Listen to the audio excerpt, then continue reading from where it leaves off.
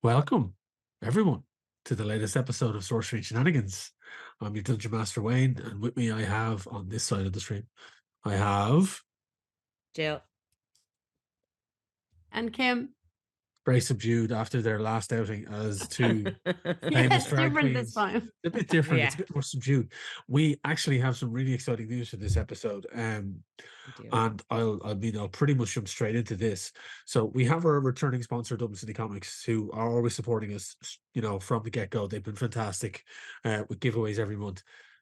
But we have a brand new sponsor, and we're really, really excited about this. We got contacted by Hasbro, and Hasbro are now a sponsor of the show. Hasbro Plus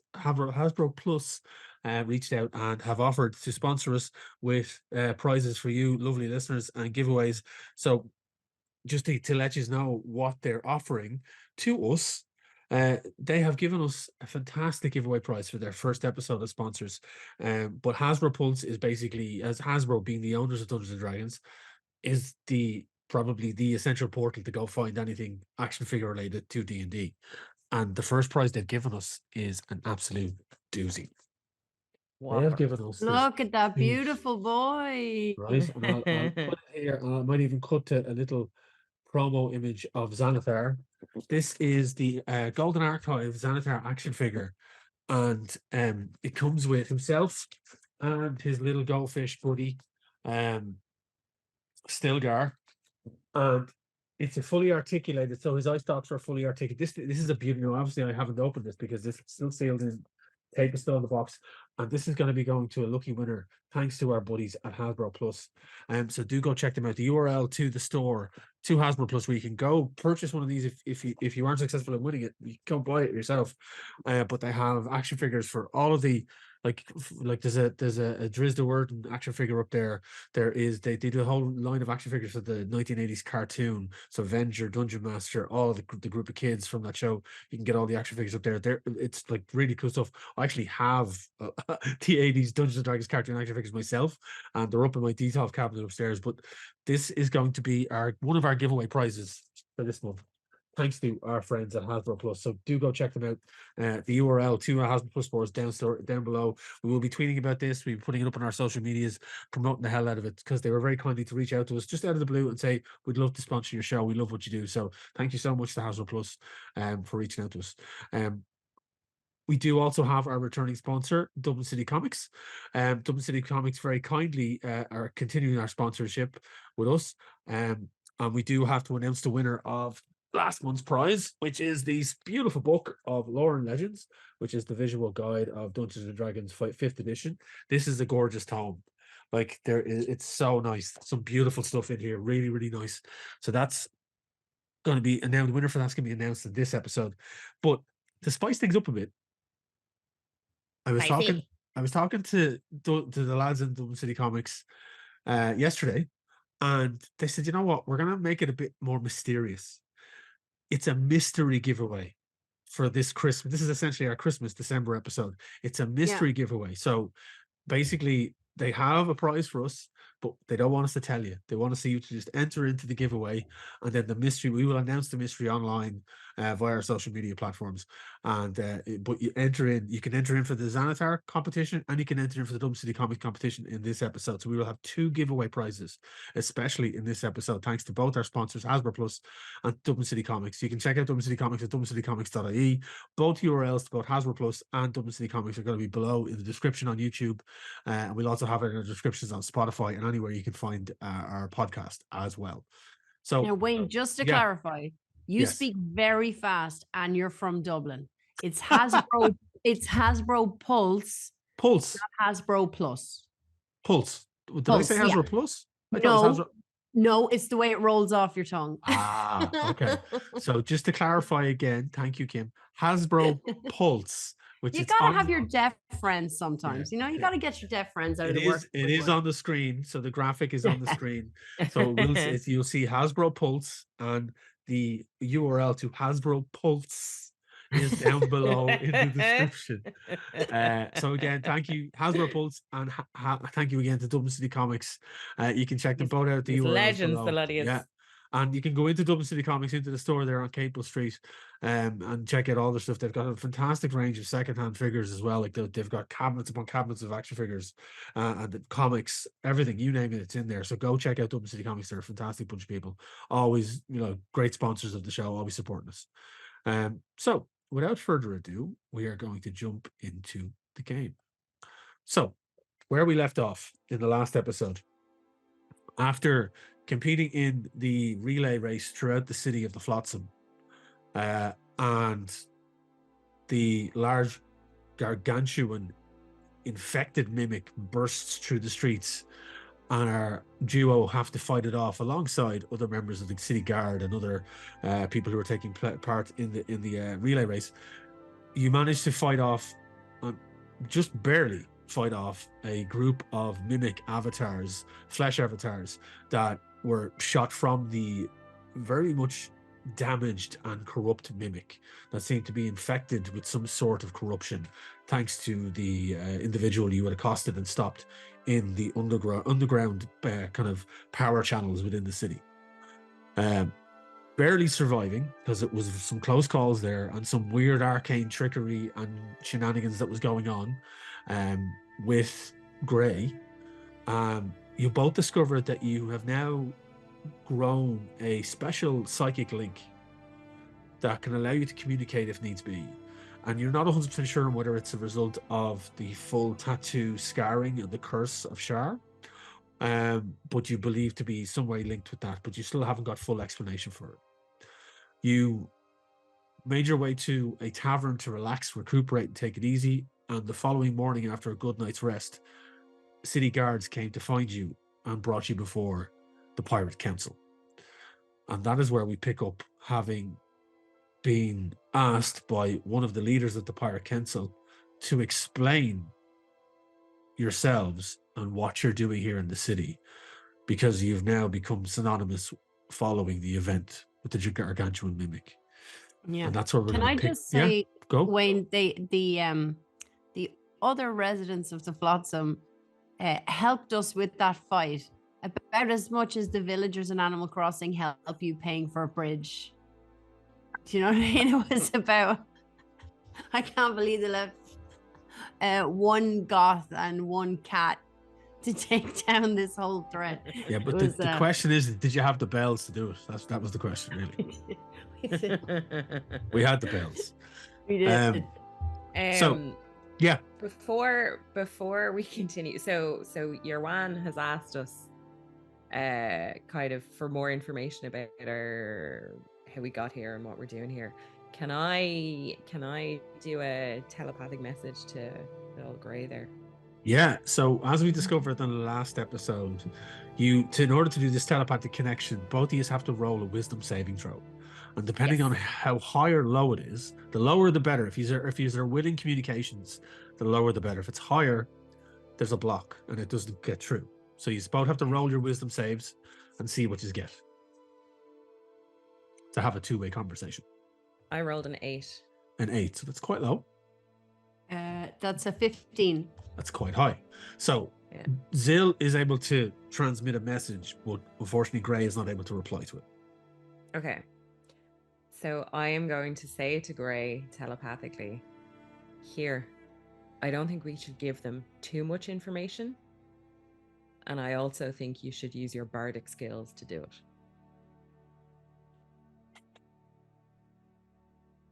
So obviously Grey can't transmit. There's no communication back from you. You see Grey, and Grey could probably pull a face and kind of give you the. I'm gonna give him a.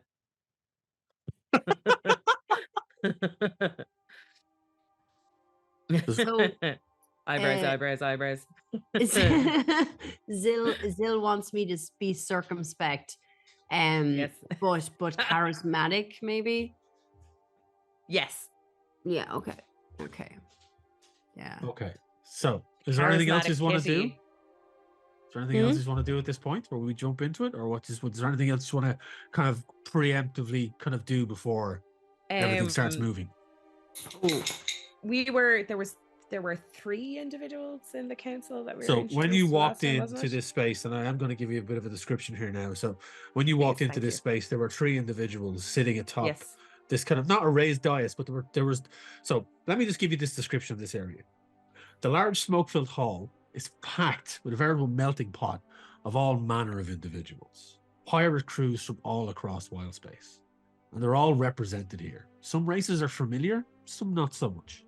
As you both look around the room and take it all in, you see elves, dwarves, humans, tieflings, mixed in with races that you've never seen before, and some you're kind of familiar with. You see a full griff crew. They're like the hippo-esque type creatures, crowded together in one corner, assembled around large star maps as they're spread across a large wooden table.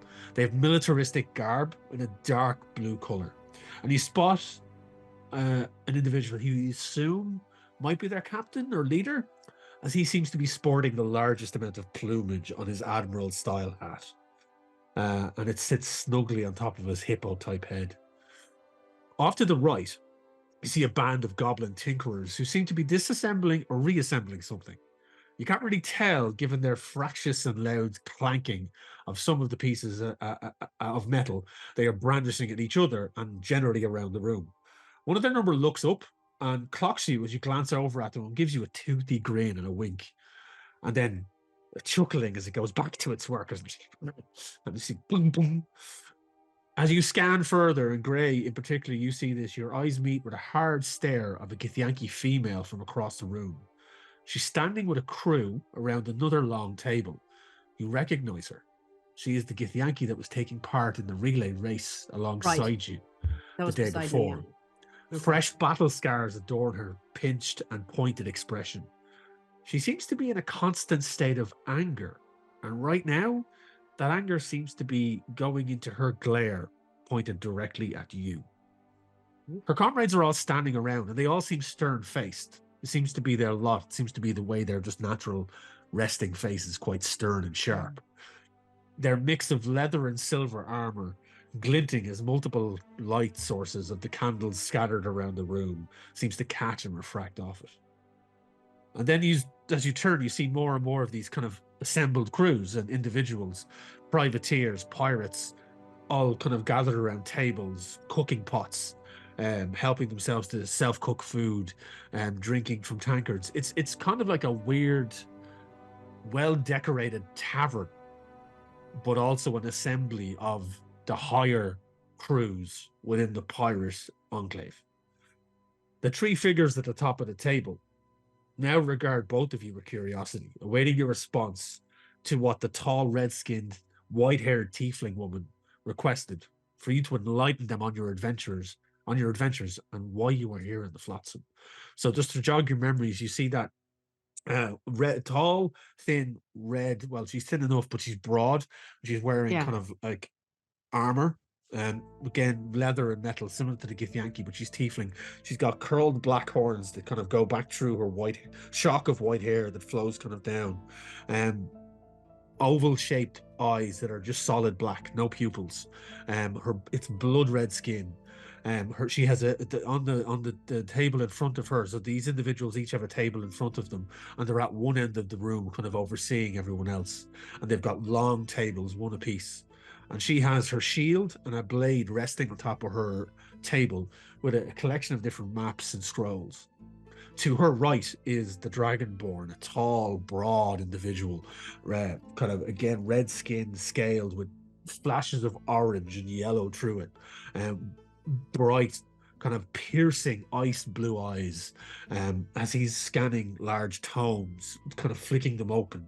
And he has stopped at this stage as he's looking up at you, but that's what he was doing before you came into the room. Right. He has a long staff resting against his high back chair, but there's also a collection of daggers, as you notice, on his table in front of him as well. To the tiefling's left then is a large chair, but in the large chair is a small gnomish figure tinkering with a mechanism of some sort. He is adorned with leather armor with patches of metal here and there, and in the center of the leather armor, as you look, you see there's like a red bull emblem, like a charging bull splashed across his chest. Okay. He's got kind of shock reddish hair that's kind of, it looks like it's exploded backwards on top of his head. He's got the usual bulbous nose and large ears, rosy cheeks of a halfling, or yeah, and a gnome. Sorry, a gnome, of a gnome, and kind of bright, kind of excited eyes, but he's focusing kind of on what he's tinkering with. Behind him is a large 6 foot, 6.5 foot tall automaton, glimmering. Beautiful craft work on it. It's kind of holding pieces of machinery, kind of in its large, kind of wide arms, as it kind of just stands there, its head turning ever so slightly. Think like a buff C-3PO, basically. I hear you.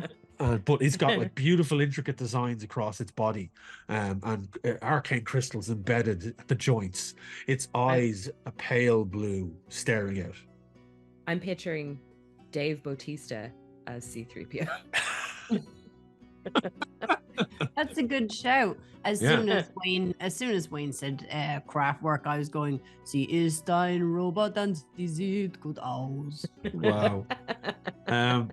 Yeah, so these three individuals now, like even the kind of the gnome has stopped tinkering slightly, still tinkering, but looking up at the two of you, as the female tiefling is looking at you all expectantly. She stands, her hands kind of leaning against the table she is sitting behind, kind of looking between the two of you. The guards that have walked you in have stepped back a bit, but they are still in the room, and the hustle and bustle has died down slightly, kind of like when the support act has come on at a gig and not everyone is listening. There's still people at the back are having their own conversations.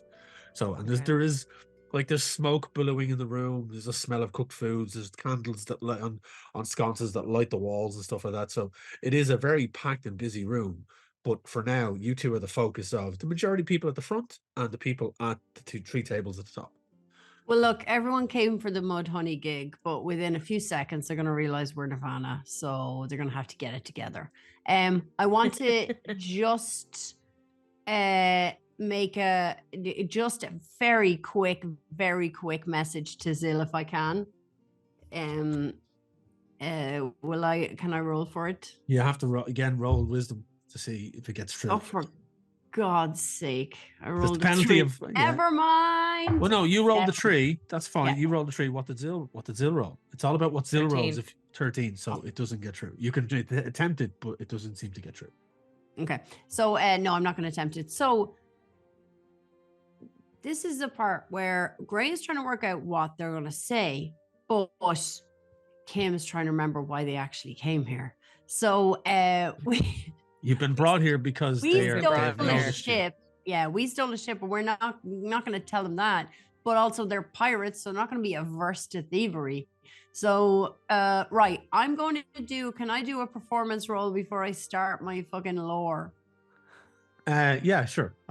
Go. Give me like, do you want to do like, I'll allow it. Yeah, if you're going to kind of try and beguile them, you can give me a deception check. Or if you want to, are you trying to do a performance? Like, are you going to be singing to them? What is it you plan to do? Yeah, it's going to be, have you ever been told a story by me in real life? Sure, yeah, of course I have. That's what it's going to be. I'm going to spin a yarn. Right. Sorry, I got fat fingers here. Performance check, I rolled a 22, but I will roll deception if you would prefer. No, let's go with the performance because you're okay, going to. I'm not gonna lie, but I'm going to edit because I don't know what these people. Blame it on the edit. Yeah, I'm going to, man, you know, she said it. So you're gonna Shanachie the shite out of it, basically. I am. The boats are gone. Okay, hang on. The ship is gone. Right. So I am going to widen my eyes slightly, Puss in Boots style, and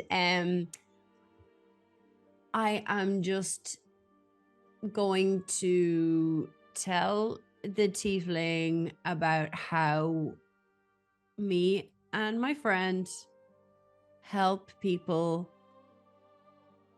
who need things, and it's just become what we do. We bail people out in situations where they need us, so we came to help the Cog and Sprocket in the race. So yeah, I'm going to I'm gonna I'm just a southern chicken lawyer, and I'm just here to help the Cog and Sprocket win the race, ma'am. They kind of give you a look up and down. Okay. Just rolling something here. Right. They give you a look up and down, and she kind of like, so you're come here to help an artificer and a sorcerer just win a race. That is it. Not anything else. You didn't come here for anything specific apart from winning a race. You've got no stake in anything else. Well, ma'am, is it ma'am? Not usually, no. You may call me Utari. Utari Blackhorn. Hi, Utari. So, how we actually got to the Flotsam is kind of how we get places. We just, I've never been to another sphere I didn't know about up here. I'm from a different sphere, and we helped people. We ended up in a different town. We said we'd help some people. We ended up on a ship. We said we'd help some people.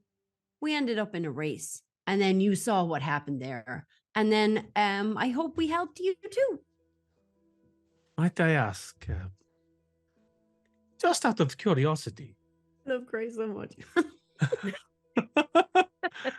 Just out of curiosity, what ship did you find yourself on all of a sudden that you found yourself among the stars?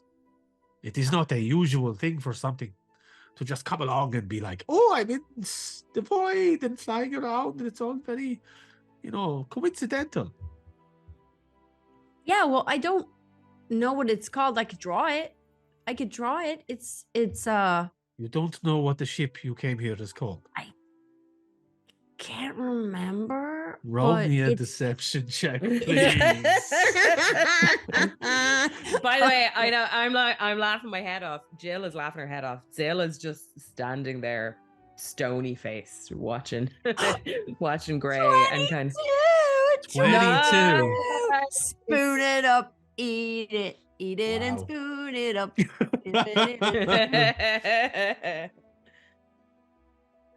Interesting. It is unusual. Indeed. Well, Liza Minnelli, yeah.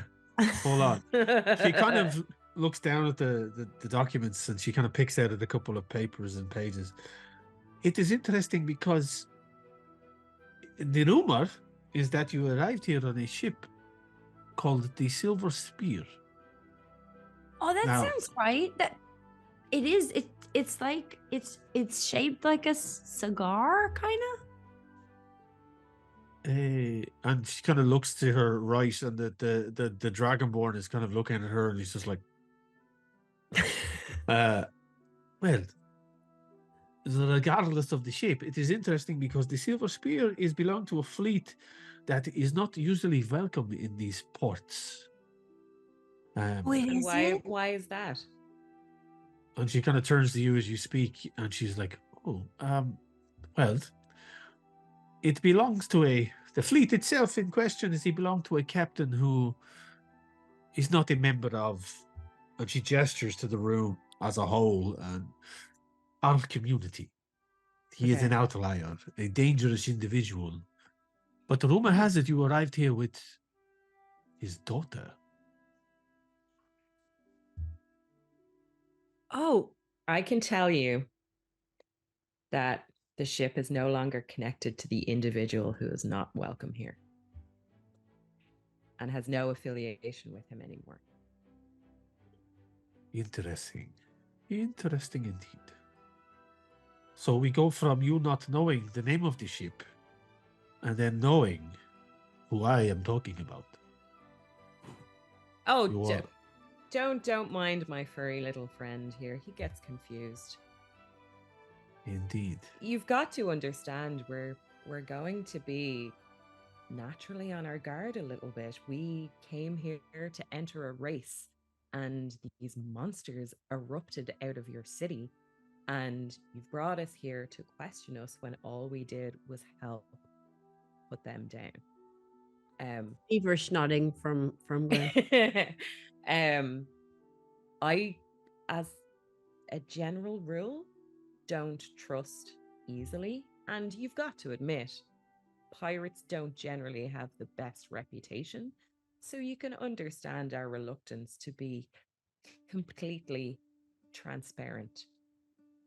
The Dragonborn in the corner lets out a kind of a sharp guffaw. He's like, well, she does have you there, Yutari. She kind of has read you for that one. You are right. Karul is my name, Captain Karul, of the Moon Dancer. Captain Yutari here is the paranoid type, and rightly so, given the history that she has with the individual who used to own your ship. Might I ask? And he stands up now, kind of pushing back his chair and grabbing the staff, and he steps forward. Can you both give me a perception check, please? I love that he's standing to his full height to remind us I'm a big motherfucking dragonborn. He is very big. He is even tall for a dragonborn, bordering on nearly 8 feet tall. He's big and broad. Jesus, I rolled a 10. A 10. I rolled a 7. For some reason, it didn't come up 7. on my screen, but it is there, yeah. Zilzara, you don't spot anything untowards about him. You're just kind of taken in by his size as he slowly rises up from his chair. But Gray, in your kind of way, as you're trying to play the fool and the distraction to everything, you are very attentive to what his garb is. And he has a blue robe. But you see as he moves, the robe moves to one side, and underneath there seems to be leather armor as well. And draped around his neck, he has a pendant. And the pendant is adorned with a collection of eyes, a blue pendant, and there's a collection of eyes kind of that streak across it. And it's a kind of a weird looking symbol, and there are stars dotted in between the eyes. You can give me a history check if you wish. Yeah. That's the L'histoire. If you noticed after the first few, I haven't been using real dice. Oh, I'll be back to them now. 7. Okay. 7. It kind of sparks a memory, but you can't really put your finger on it. But it's basically a set of eyes, and around it, it's adorned with there are kind of an arc of 5 stars that are shining bright, and then below the 2 eyes, there's 2 more stars. And it's kind of like it's captivating, and it shimmers as he moves, and it kind of clinks around his neck. He kind of steps forward, clinking his staff, not leaning on it as such, but kind of just moving with it. And you notice that it is definitely some form of a magical staff. It's got kind of engravings along it, arcane runes kind of etched along it, and it kind of tips at a kind of a crystalline point that seems to be kind of purplish in hue. He steps forward and kind of moves out from behind his table. He's kind of readjusting some of the books and the maps that he was looking at. You see, we are charged with the defense of the Flotsam, and anyone new that comes here, we have to be very wary. Yutari kind of, you see her roll her eyes slightly, and doing that voice, I'm going to take a drink.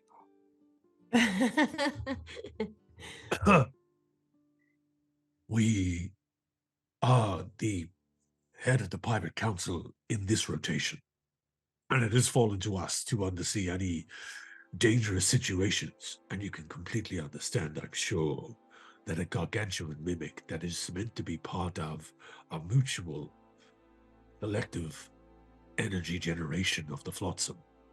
Yeah. Under an agreement, might I add. It is not under duress. We care for these mimics. They are part of our ecosystem. So you can imagine we are quite worried that when one of them becomes corrupted, as this one has, and begins to attack our denizens, the people that live here, that spend their lives on the Flotsam. So, to Yutari's question of you Yeah. enlightening us about your adventures and why you're here, and believe me, we are pirates, we are brigands, we are outlaws, we are privateers, but we are not evil. We have helped individuals in the past, I know I have. As long as the money's good. Oh, he gives Zill. he gives a right kind of guffaw chuckle again, and he's coming off as quite the jovial individual. You're kind of getting Yeah. this vibe off him that he's kind of like not like Yutari seems to be a sterner kind of process. Yeah. And these two characters, like the gnome is still tinkering. The gnome isn't paying you any attention at this point. Yeah. You can understand that we help, yes. And yes, a lot of the time it's in our own best interest as well.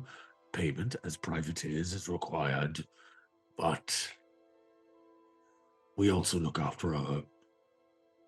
Hey, I can tell, Captain, I can tell. I have been to a great many cities, villages, towns. When we got to the Flotsam, we knew that there was an honor system happening among the citizens, among the people who were staying here. I felt that. I felt that very, very keenly. I also felt the pain of the mimic. I didn't want to hurt it at the beginning. I wanted to help. I tried to cure it, you may have seen, but to no avail. So I appreciate that you're as upset by that as you are. I think we could probably tell you a little bit more. Do you see my markings? He kind of... he kind of raises a kind of an arched, torn eyebrow, and he kind of... I do. I wasn't born with those. I just got those, and they happened to me, and they happened to my friend, and they happened to another person that we met who happens to be on the ship. So as a set, we were going to try to work out what they were and try to get back to the way we were before. So we're kind of seeking knowledge, we're kind of seeking cures, but we are. I wasn't lying when I said we help people along the way. That's what we do. If people say, can you find my pig? If people say, can you kill a monster? If people say, can you win a race? Well, darn tootin', we're gonna try, you know? And I take it you are given coin for such tasks. I mean, yeah, but it's normally just expenses. We're not out here to extort anybody. I have seen people corrupted by a desire for power. I've been right up next to people who were putting themselves ahead of everybody, and it never ends well. If it wasn't for my friend here, I don't think I would have taken coin on the last 2 jobs. Good-natured ribbing. Indeed. Yeah, but we've got to eat, Gray. And kind of nodding, the Dragonmore reaches over and takes a piece of parchment or two from the table he was at, and he kind of flips between them. You say you were trying to find a way to cure yourself of these afflictions, and let me ask you, and he kind of gestures behind you at somebody in the crowd. And you see stepping out of the crowd another guard. And it's one of the guards that you spoke to get directions Right. before you went to the underground section, to where you found the mimic the first time when you went into the tunnels. Mm. And he kind of steps forward and you see that the human guard with the black hair and the top knot with the grey streaks, and he kind of steps forward, his helm under his arm, looks at you both kind of sternly and steps forward. Tell me, and Karul continues, was it this quest you had to try and cure yourself that drove you to travel underground in our city, into the tunnels, to where Into the mimics, Oh. to where the mimics live, where they're housed and cared for by numerous individuals that are now presumed dead. And he gestures to the guy. Our man here followed you, saw you travel deep under the ground, and he saw the bodies and the aftermath. And we were caring for the mimic as best we could, keeping it under wraps until it decided to burst through the city and out into the world. And again, it found you. Yeah. So Yeah. you seem to be tied up in all of this a bit more than just coming to do a race and to help people. You think the mimic was tracking us? I mean, we saw the workers, we saw the hurt workers, but I feel like we fell to where he was. Or Zil, do you remember? No. Well, so you recall. So just to remind you, as part of this, that particular situation, you were traveling to look for the power source, and you found the mimic. You eventually got there, but you were pulled. The mimic was reaching into your mind. That's right. and was Yeah. pulling Yeah. you And down. pulled us in. Yeah. So Yeah. Zil was you had, pulled. but I then when you jumped got after. there, you found that there was somebody who was scarred like you are now. Yes. Loading in the bodies, who you now Mhm. realize were these carers that were meant to be taking care of the mimic, Yeah.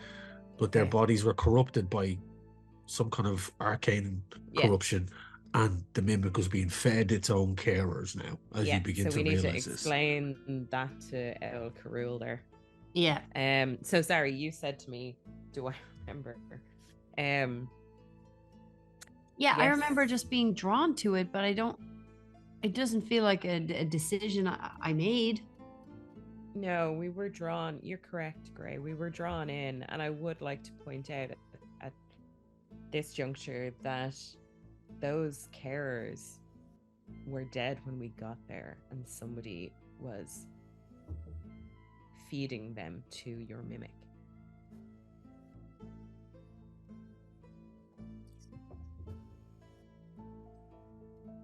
Interesting. And he kind of nods to the guard, who steps back into the group that he was at the Not what table. we expected to find when we got down there. So these markings. I don't know what we were expecting to find, to be honest. Fair. What these markings you speak of? How did they come about to be on your body if you weren't? You didn't seek them out. You didn't go to some arcane tattooist and have them placed upon you. How did they come by being cursed with them as such? We saw it happen to someone else when somebody who had the markings died by their hand and they transferred. These markings are a curse. I Yeah, believe. they don't. They don't die with the individual. They're like a virus. They find something else. And at that point, Z uncovers her shoulder to show Gray was talking about me. I'm also one of the afflicted. He's like, he kind of steps towards you, and he's kind of towering over the both of you now. And he kind of twists the staff slightly, and you see the arcane energy kind of flicker through it. And he kind of waves his hand in the air above you both, and you see glyphs forming. And he kind of twists them slightly, and they emanate. And you feel like a warm, but not powerful, not a dangerous energy. It's kind of like you feel like, and you both feel it with your arcane abilities. You feel like somebody's reaching out to kind of maybe try and probe this particular situation, like probe your skin. You don't feel hands on you or anything. He doesn't touch you, but he just waves the air in front of you, and he kind of. What are you doing? Apologies. Zill's got a zill. I'm What are you I'm doing? not trying to be intrusive, but you've been brought in here, and you tell us you're both cursed, and it's true death, and it reminds me of something, and something not good. Believe me, dude, I would not pick these myself. They're not even in my color scheme. These were thrust upon us without our consent, and as my esteemed friend Gray has tried to explain, we have been trying to find a way to remove them safely and without dying and passing them on to somebody else. Yeah. We haven't managed it yet. No, and unfortunately, the numbers of us who have them have grown. We started off with 2, and now we have 3. 4. Well, you're counting your 1 in the ship. Counting just the 2 of you and Ming-Na and your one on the ship. Yeah. Your 1, I'm not talking. I'm not letting on. I'm about her yet. Yeah, because Gray referred to our friend on the ship, and I've outed myself. So for the moment, I'm just going to be like, I'm letting on. There's very 3 good. of us, because also we're crew and we're kind of family, whereas your 1 is only a blow-in.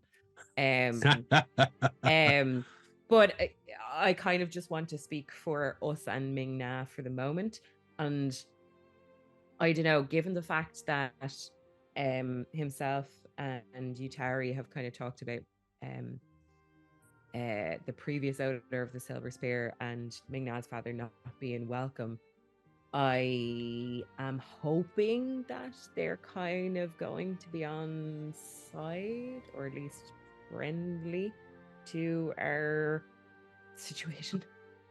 But also I don't want to invite them down to the ship either for an investigation, because Ming-Na is still not herself.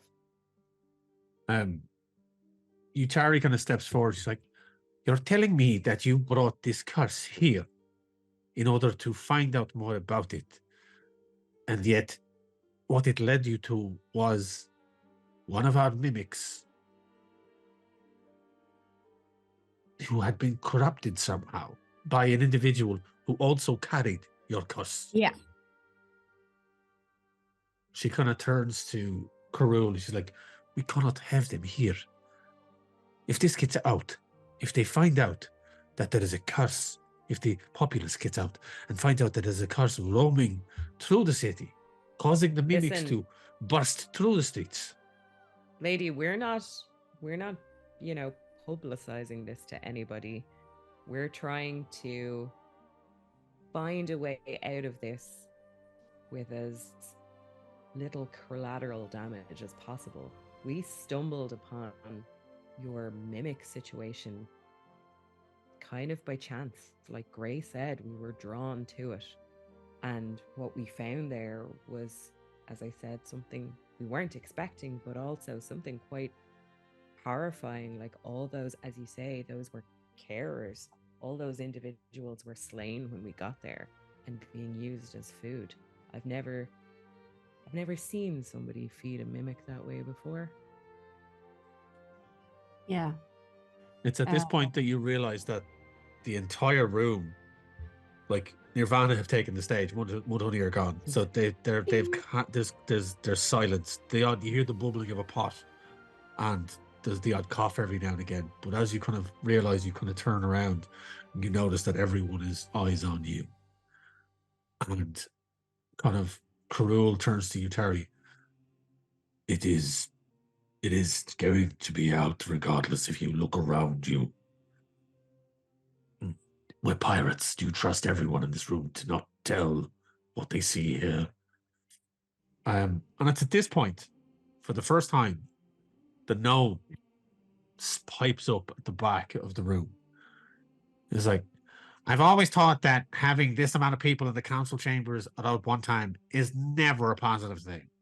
And he kind of hops up onto the table, gently drops down what he's been tinkering with, and then hops off the table and lands on the other side. And it's a weird dynamic. You have this huge dragonborn, quite a tall tiefling female, and then this gnome. And he kind of strides forward confidently, kind of running his fingers through his shock red hair. And he's like, so, just to catch myself up, I got the kind of the notes there, but you two, scarred, cursed, mimic, cursed, eating people, individuals, infiltrating the city, scarred. You killed them. You helped contain the mimic. Right now, these two seem to be doing more than any of the guards out there at the moment, from both of your crew, because my guards aren't on rotation yet. But that being said, you can't stay here. We can't have this running rampant through the city. I agree with that part. But maybe we can help you in some way and point you in your right direction. Now, if I could have a quick look at whatever this is, and he kind of gestures at the both of you, you might be able to work it out. We're all clever individuals here, quite sly, we know our stuff. But I have one question for you that hasn't really been asked by these two or answered by you two. Who was the captain of your ship? Currently? Well, yeah, because why aren't they here? Why do we only drag these two here? They clearly traveled here. They have a crew. They're working with people. They wouldn't have gotten this far. His name is Carabash. You know him? And the three of them kind of look at each other and then kind of look, and there's a murmur in the room. It's like, hang on a second. You're telling me that Carabash is the captain of the Silver Spear? Acting Presently. captain. Acting captain? Yeah. And who is he acting on behalf of? I'm gonna look at Gray and be like, gesture, will I tell them? Yeah, and I'm gonna is that important? We're not Wayne, I apologize for this. We're not wayward, Yatari. It's out. Look, it's done. It's done now. Done now. She can have her name back. I'm not gonna do any more bits. That's it. Sorry. Oh, wow. Oh, I love it. Jesus. So... At least no one can hear my shitty bits. All right. Okay. So, just to get this straight, and Yutari's like, yes, just to get this straight, you're telling me that Carabash, the very strong arm, but not very headstrong individual, is an acting captain of the Silver Spear. He instigated the theft of a ship from the Dark Captain's fleet. Oh, no. No. He is currently the acting captain of the ship. Yes, he is currently the acting captain of the ship. He was not involved in its release from its previous owner and fleet. He is essentially subbing in for our captain at present and is being supported by the crew, including ourselves. So, who would be the captain that he is subbing for? We're slowly but surely getting to the point here. Yeah. Yeah, will I tell them? I mean, sure. I mean, they gotta know. I mean, they're gonna know Oh, we're not. We're not. Okay, fine. Our captain is Ming Na. And there's a complete, like, obvious heavy full-on murmur throughout the room. Like, people are like, like heads are together, like, what the fuck was it? It's like the dark captain's daughter, what the hell? And kind of you see Utari kind of look puzzled, and then it's that whole Mark Wahlberg trying to figure out if the trees are alive situation, where she's just kind of like looking back and forth, and then you see Karul is like, oh, well, this complicated. She's here on the Flotsam. Well, technically, she's on the ship. She's not doing well. She is not, and I will say that after her actions, she's not going to be welcome at any family gathering anytime soon. So if you were concerned about that aspect, you have no reason to be. But if her father finds out that she's here, even if she's still on the ship, he will come for her here. You tell me she's incapacitated, there's something wrong. Yeah, I don't think anyone's gonna see her. Unless some of you tell everybody. I don't know how he would find out she was here. We're looking for cures. We're looking for cures for all of us. But she is afflicted. Yeah. Oh. And the three of them kind of look at each other and they kind of huddle a wee bit, and there's discussion, hushed discussion. As the two of you stand there, and the room is now, eyes are all on the two of you, and they're like, everyone is just, look, some half the room is worried, half the room is excited. Both of these give me a perception check. Dun, dun, Gonna try a dun. reeler. Oh yeah, me too. Ooh, a dirty 20. Nice. Ooh, 22. Jesus. We're so perceptive. You start to scan the room again, looking for like what the reactions would be, and you see that there's a look of shock on some people's faces. Some of them are quite worried. Like some of the smaller crews and like greener crews, they look like they haven't seen many days out in the void, but they're Not still well here. seasoned. Yeah, but they're still part here. They're in this community, and some of them are kind of like, "Who was that?" People are like, "Who the fuck is this person? What's going on?" Like they're asking the question, and the older ones are like, "Look, you don't understand. It's like this dude is real, like dirty business, and it's his daughter is here. She's not well. We're basically painted a target on us. We need to get them out of here. They need to be gone."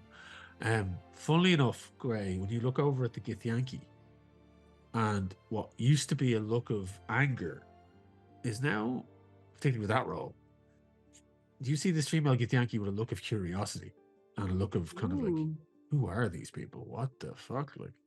Like she's not angry, she's not worried, she's not really showing much emotion, bar like there's definitely a curious look to her face. She's kind of like intrigued by this, that these two individuals, unassuming as they may seem, are embroiled in all of this situation. Can I tell if she has magical ability? Well, from that perception check, you can tell that she's dressed like a fighter. She's got armor. She's got two blades. So there's two kind of rapier blades that are sheathed across her back in a cross fashion. And her armor is well made, silver, like most Githyanki armory. It's kind of got that silver with red jewels inlaid that kind of curves up over the back, very kind of chitinous in a way. Like it's flowed metal. It looks gorgeous. It's beautifully made, and all of her compatriots have a similar armor design. And she from again, like looking at her again, taking her in, she's an impressive individual.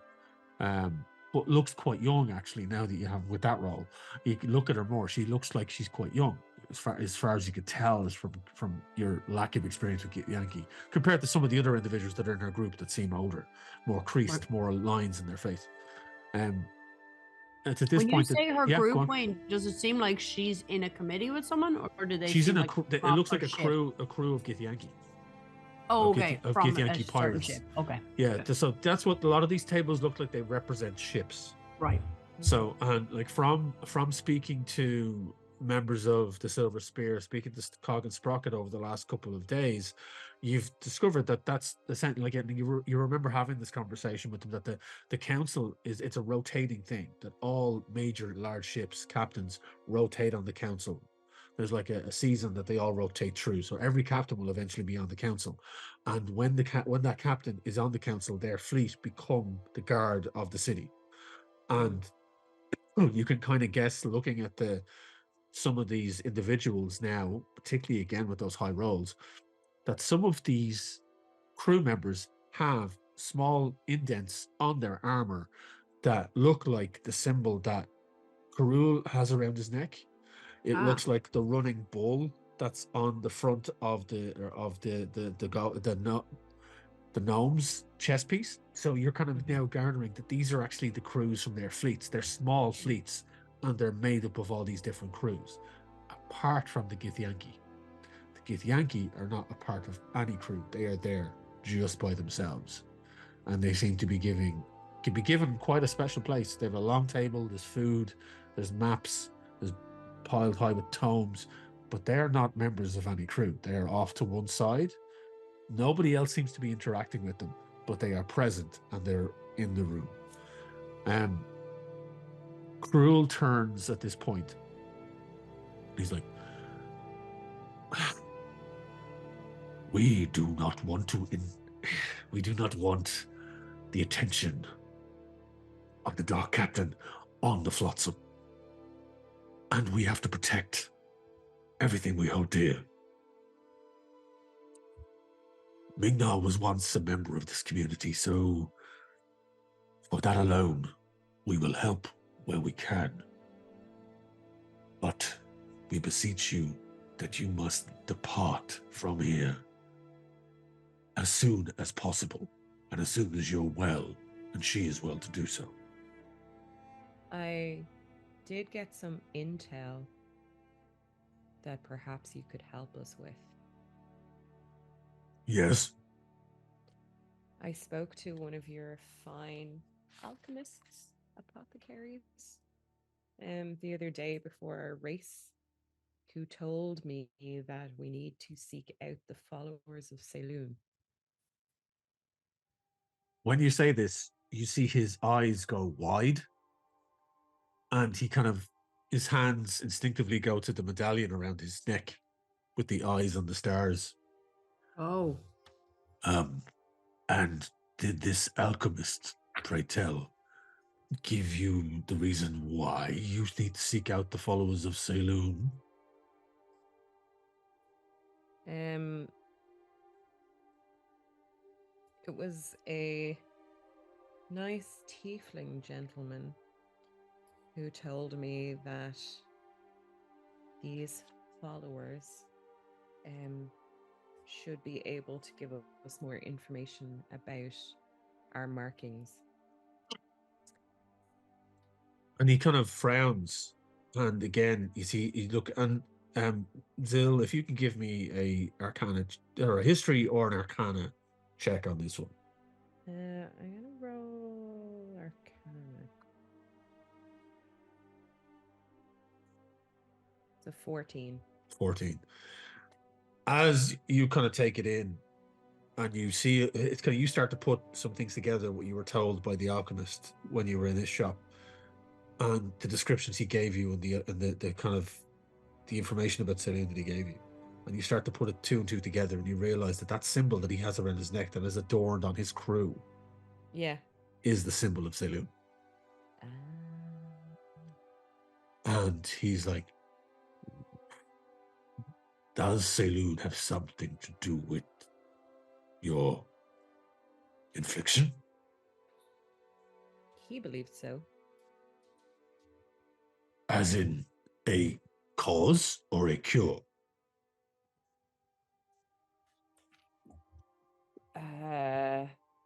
Shit, I can't remember. He was telling you that I that's didn't where you take need, good notes. Wayne, I'm gonna need some of your text to show up in red. Just certain keywords and character names when you're talking. Can you make them appear outlined in red, please?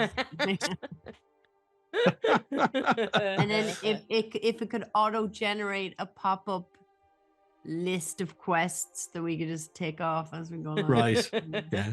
Yeah, I'm looking forward to going and getting 10 of something when I'm supposed to be saving the whole crew. It's gonna be great. This ain't World of Warcraft, okay? But go skin those 10 boars and then come back to me and ask me how things are going. He kind of was Yeah, he was sorry to Yeah. interrupt you there for a second and time out. Your man in the shop, I'm trying to remember. I was like, he told you that because we did Saloon was the opposite Salem of Shar. Shar, yeah. So Shar is the evil side of the coin. Side, and yes, exactly. And Saloon should be the one who can help us defeat Shar. Yeah. Or- so you yeah. kind of it's a case of to give you a better insight into what the question would be. So if Shar is the cause, Saloon would hopefully maybe Be the be cure, part of yeah. the solution. So you're now in front of what seems to be a follower of Saloon with his Yes. crew. And when you say this, do you hear like people through his crew members? They're like, you hear kind of every now and again murmurs like, we don't want this curse brought down. That's what was that got to do with us? We the goddess we worship wouldn't do this. She wouldn't. No. So I'm going to say to our dragonborn friend, I think we have been more than forthcoming with the information that you've asked for. Well now. Shh. Look, this is fucking Zell, right? Yeah. The Yeah. delusion is real. Yeah.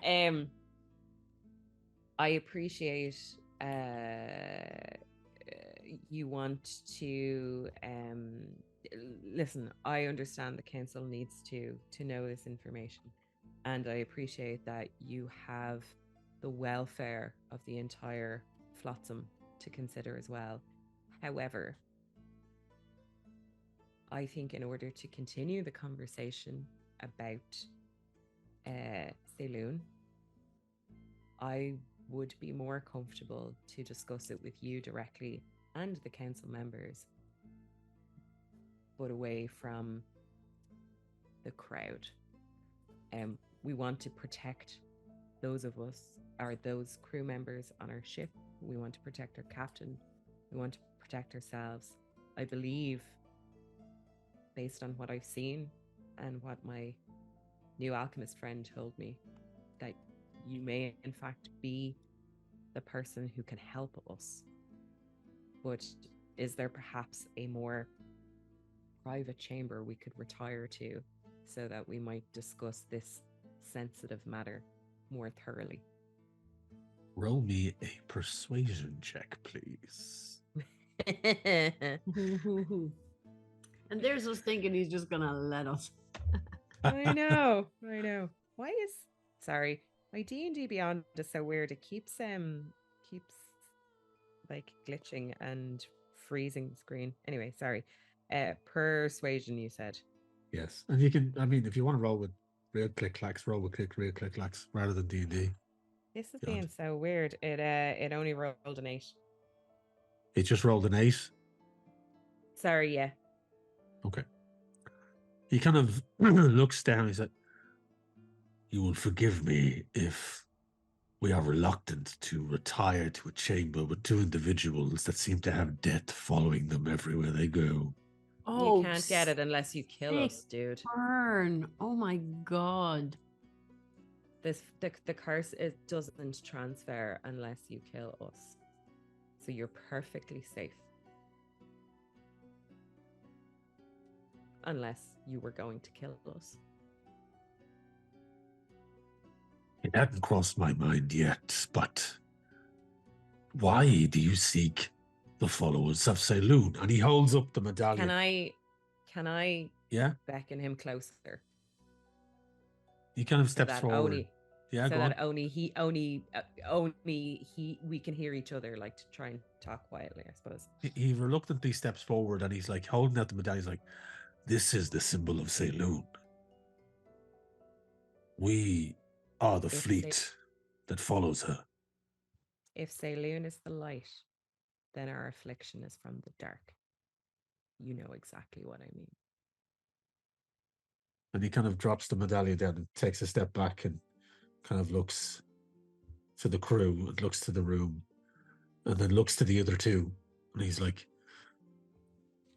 and he turns to Utari and to the gnome. I think it might be best if we retire to chambers and have a conversation away from a larger audience. This is quite serious. And he kind of Booyah! he gestures around to kind of to the guards to kind of stay, and points to his crew, and he looks over and you see him gesture towards a female dragonborn. Now that you get the glimpse of for the first time, she's been standing off in the far corner, kind of with other members of the crew, and she's fully armored, a large broadsword across her back, beautiful kind of pale white pinkish skin or scales that kind of flake back into these kind of curled horns that come round the side of her head and then point outwards.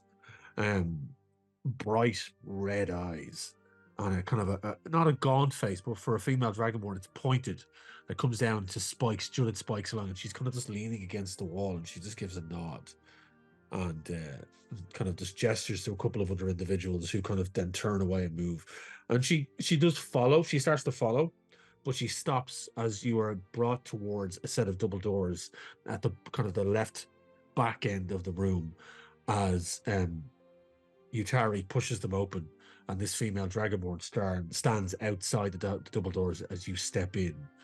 When you're brought through a small little foyer area and into another door into what looks like a large kind of collective study area filled with all sorts of knickknacks, and you're brought in and the door closes behind you, and that's where we're going to go to break.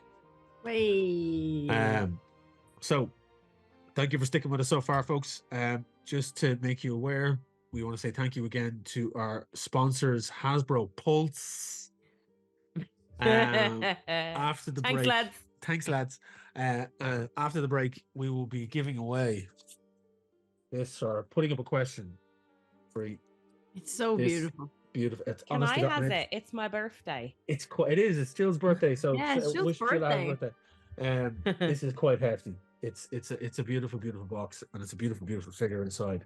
So we're going to be giving this away, the question in this episode, plus we'll be announcing the winner after the break of the Dungeons and Dragons Lore and Legends visual companion for D&D 5th edition, thanks to Dublin City Comics.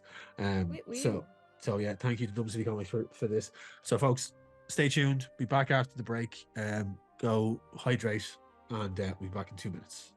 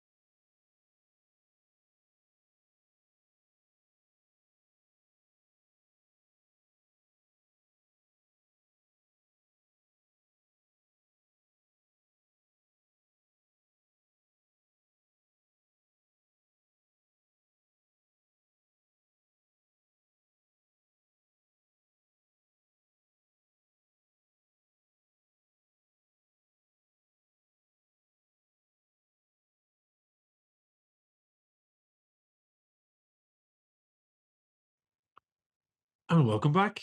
Right, folks, let's jump straight into this. So we're gonna announce the winner of the Dublin City Comics Double City Comics giveaway for Lore and Legends. Like, I don't know why I did it that way, but Lore and Legends, and you think we were nattering on the break, having a hydrate and a bit of food, and you think I would have queued with this up, but no, I couldn't be arsed.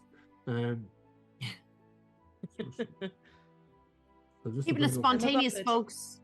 This is a let's play. You know, we're not even leaving none of it out. Yeah. Mhm. So just to bring up the list. Wayne, it's so funny. Earlier when I said you talk fast, I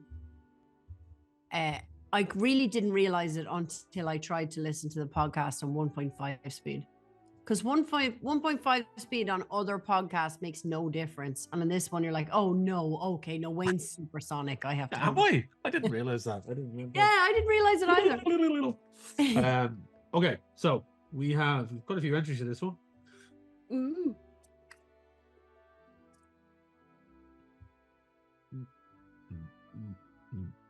Somebody roll me a d12. Okay. Off you go, Kimbo. 10. 10. Hang on. 1, 2, 6. Carry the 1. The winner Followed by- is Jaden Kendom. Jaden Ooh. Kendom. Congratulations. Jaden commented on the last episode. Great adventure, but some bad rolls, keeping everyone on the edge of their seats. Heart emoji. And then gave us the Aw. answer of Gygax and Arneson. So, Jaden, congratulations. This book of Lore and Legends, the visual companion of D&D 5th edition, will be finding its way to you, hopefully this side of Christmas if the post doesn't let us down. The last giveaway had gone to Fred Fletch in the UK, and it's still traveling. It's Oh, but still that's in the UK. travel. The UK is wacky at the moment. So yeah. So hopefully it gets to Fred before Christmas, and hopefully Jaden, this will get to you before Christmas. So now there is a mystery giveaway from Dublin City Comics, right? So we don't know what the prize is because they haven't told us, but they told us it's a really good one. So the mystery giveaway, the easiest thing to do is just think up a question for the mystery giveaway, and then just have you put the answer in there. Say just tag it mystery giveaway answer, and then the follow up question answer for Hasbro Pulse. So right. the mystery question is: what is the name of the large, gigantic library in the realm of D&D that has its own source book, and it's something keep? What is the name of the library in the D&D world, in the Forgotten Realms, and it's something like blank keep? That is the name of it. What is the name of it? But the answer below for the Dublin City Comics mystery prize answer is now this bad boy. Thanks to our friends at Hasbro Pulse, we have this fantastic Xanathar Golden Archive action figure to give away. And Whichever the direction. the question that we have to ask for this, now go check out Hasbro Pulse. They've got this, and they've got fantastic other figures up there. They don't just do D&D as well. They do Transformers. They've got a plethora of other things up there. G.I. Joe. There's loads of stuff. Anything Hasbro, they've got these special high-end, this is part of the Golden Archive, which is their really good high-end action figure. So the question for this one is, if you get a chance to win the Xanathar, what is the name of the city that the Xanathar Thieves Guild resides in? What is the name of the city that the Xanathar Thieves Guild resides in? The answer below is the Hasbro Pulse question. And what you have to do is you have to share the video. This is for both competitions. Share the video on social media, tagging Irish Pubcast. And go check out both of our sponsors, DublinCityComics.ie. Go check them out on Capel Street. They've been with us from the beginning. They're a fantastic sponsor, always supportive. And then our brand new sponsor from this show on, it's a continuing sponsor as well. They'll be with us going forward. So we're going to have more Hasbro Pulse giveaways each episode, because they want to keep. I asked, like, do you want to keep going into the new year? They're like, yeah, more than happy to keep supporting it. Love your show, so they're going to keep supporting us. So Hasbro Pulse will be back as a sponsor on the next episode. We'll have another giveaway, but go check them out. The link, the URL is in the description below. So answer both the questions for the mystery prize. So blank keep. What is the name of the famous library tower or building in the world of D&D? And also, what is the name of the city that Xanathar's Thieves Guild resides in? Put the answers below, share the video, tag Irish Pubcast. Good luck to everyone involved. So thanks again to both our sponsors, Hasbro Pulse and also DublinCityComics.ie. So without further ado, let's Wayne, jump you've back made a into- great job of us. I could actually answer both of those questions. You Really? got there. We got there. Yes, yes. That's it, really. That's the dream, isn't it? So, without further ado, the duo have been brought into the private quarters of the head of the Pirates Council of the Flotsam after dropping the name Shar like a hot fucking stone right in front of the trio of the Pirate Council. You are now ushered in. Left on the other side, you've left the Dragonborn, female Dragonborn guard, keeping you safe or keeping you in. Who knows?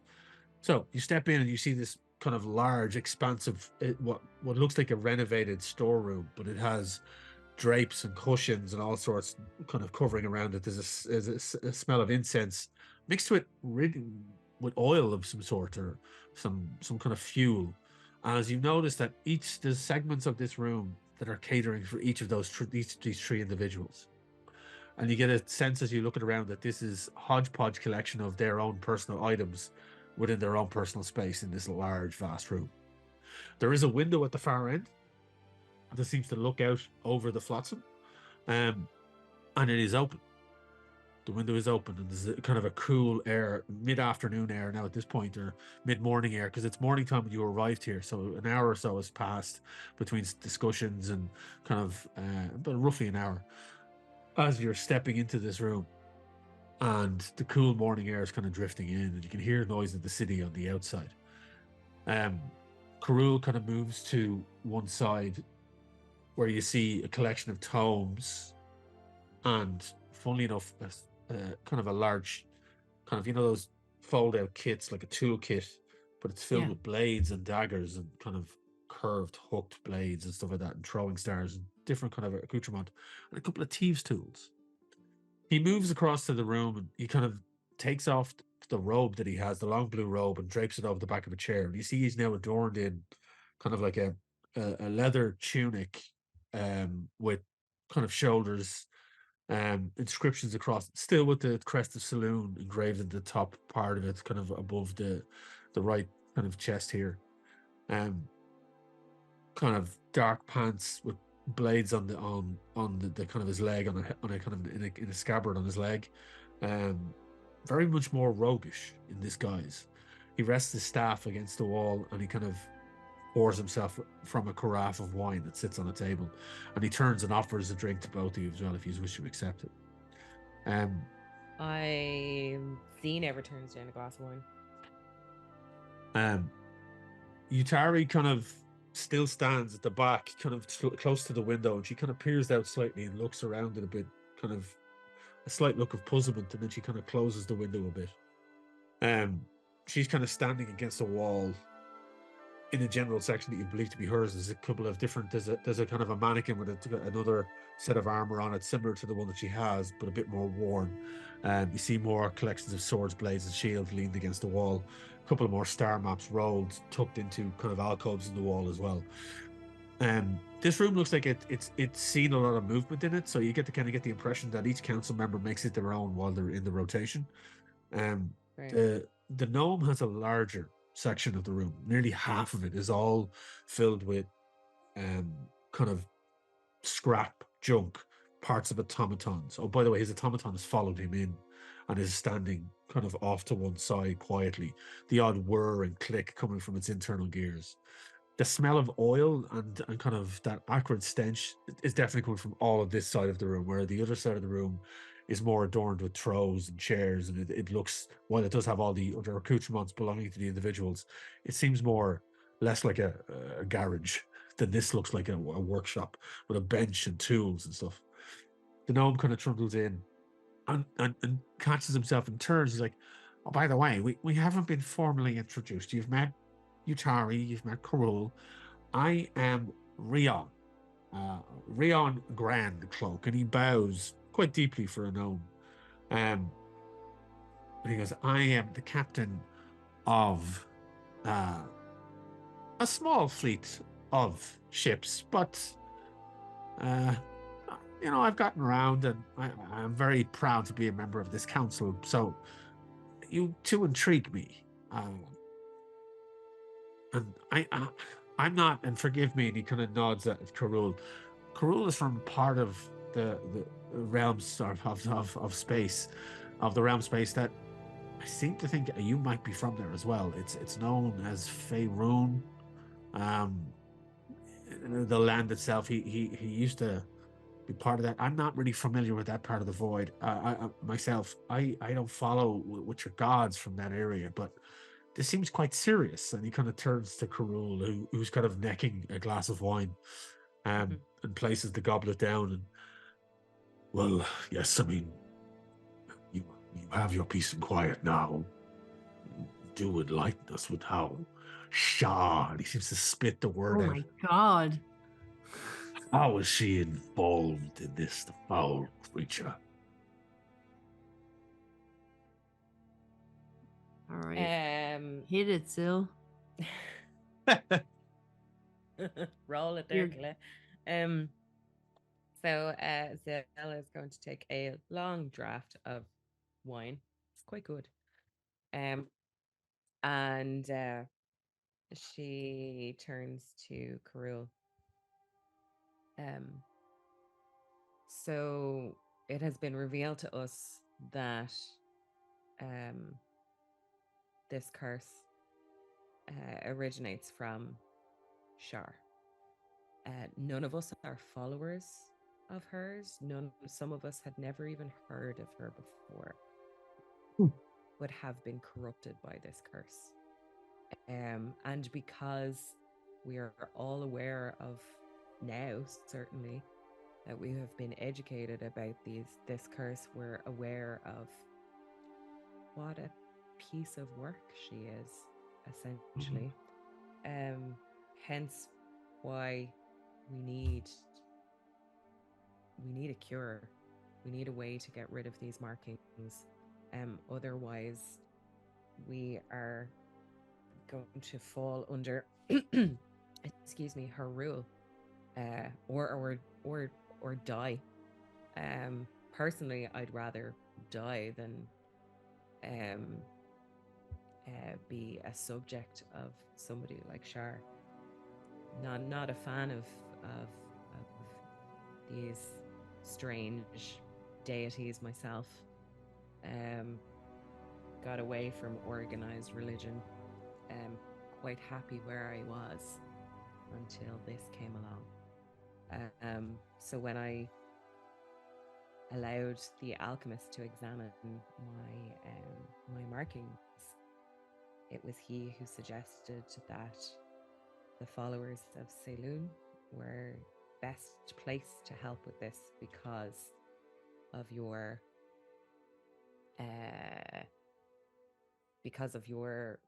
light and your dichotomy with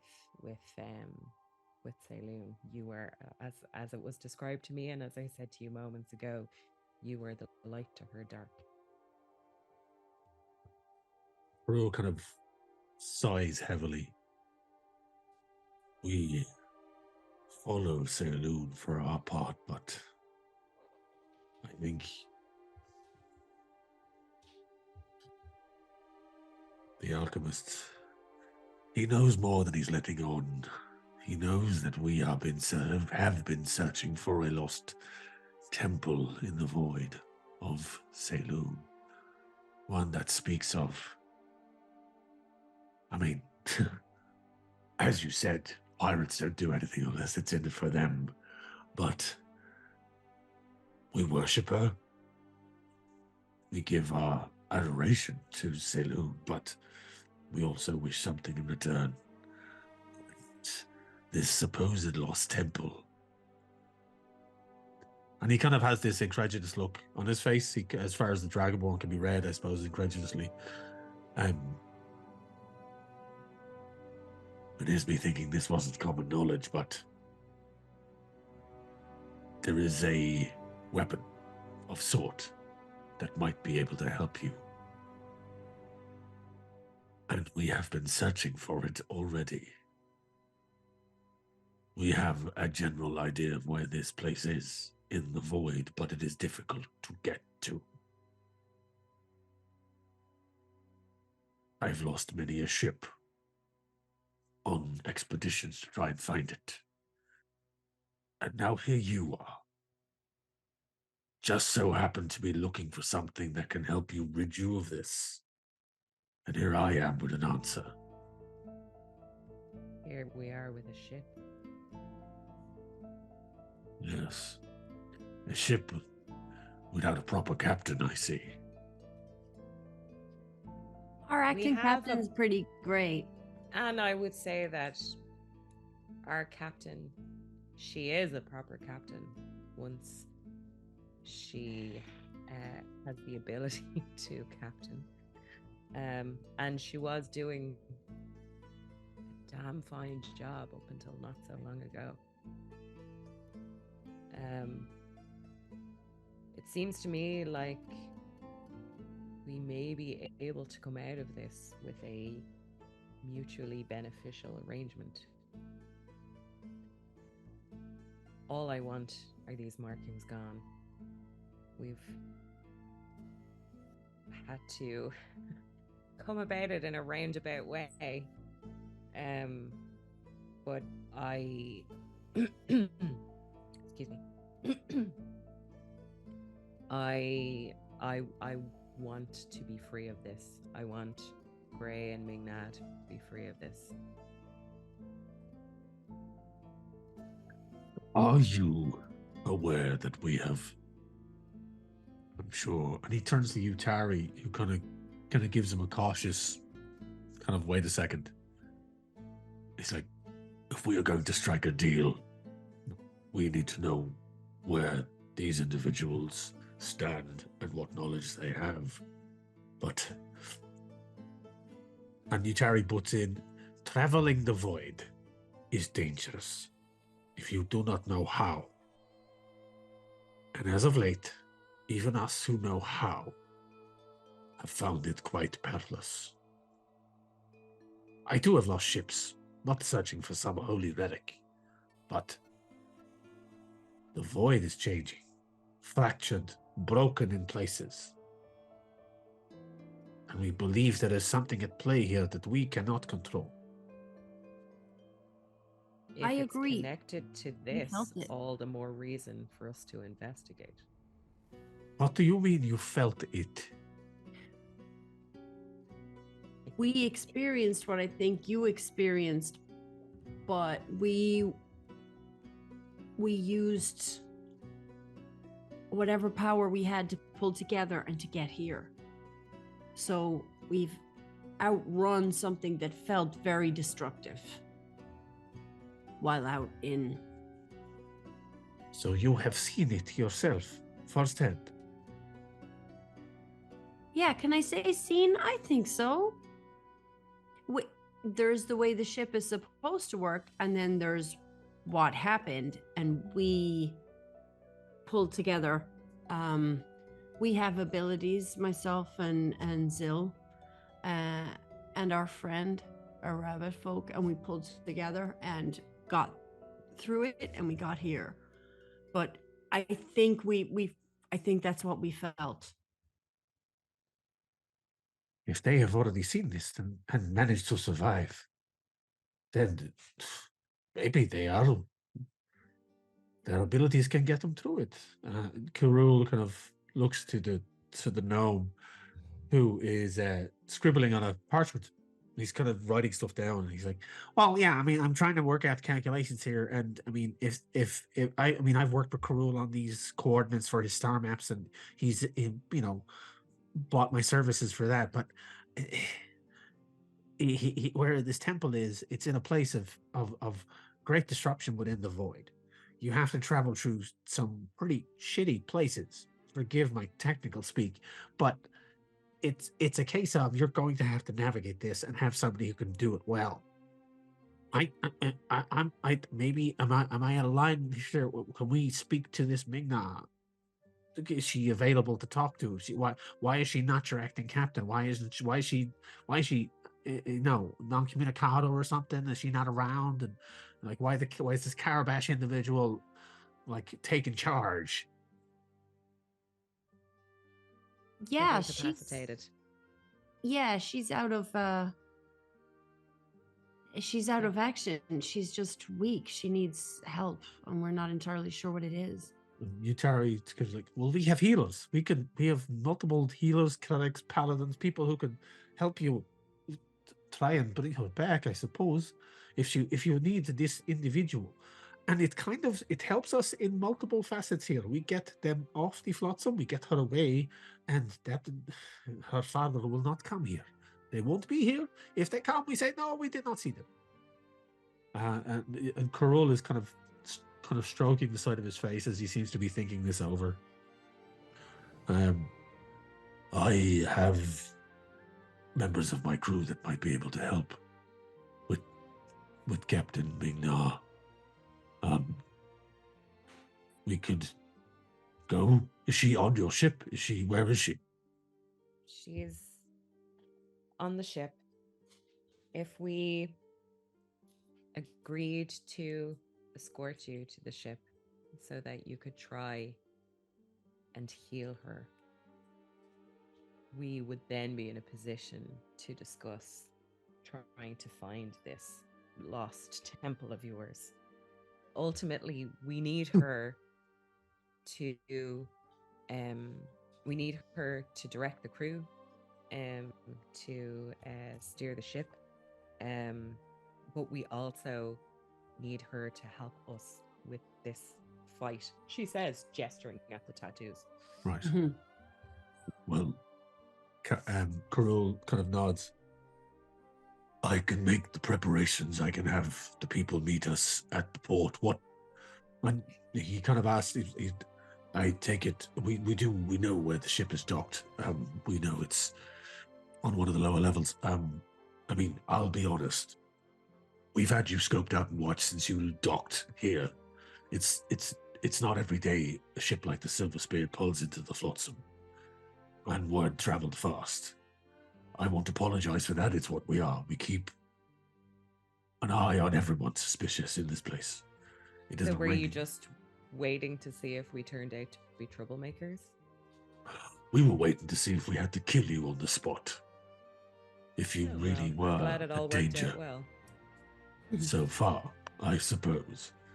Can I do a check on him? Just like an insight check. and yeah, exactly. I was like, not investigation, the other one. Like an insight, just to kind of check his motivations. Is he being genuine? Is there any kind of ulterior motive of his? Yeah. Okay, I'm gonna try a physical one this time and see what happens. Also, Wayne, would they call magic users? How would they term it? Yeah, they'd say magic users. Okay. That's a 17. 17. He is guarded, but he seems sincere. He seems very much there to protect what he cares about. And everything that seems to be driving every decision he's making. He wasn't lying That's when why he's guarded as opposed to Yeah. being deceptive. Or, he's not being. There's no this like. Yes, he's a pirate, but he's like he is. He's very much a chaotic good individual. He's not. Yeah. He's not like being malicious. He's not threatening in any way. Okay. He's He doing just what he's looks doing. threatening because he's 8 feet tall. He's an 8 foot tall dragonborn who seems to have multiple facets to him because he looked like a sorcerer or warlock 2 minutes ago, and now he looks like he's going to slit your throat. So he's got He multiple. could be a farmer and he'll still look intimidating. Exactly, yeah. But you get the vibe off Carol that he is doing all of this to keep what he cares about safe. Okay.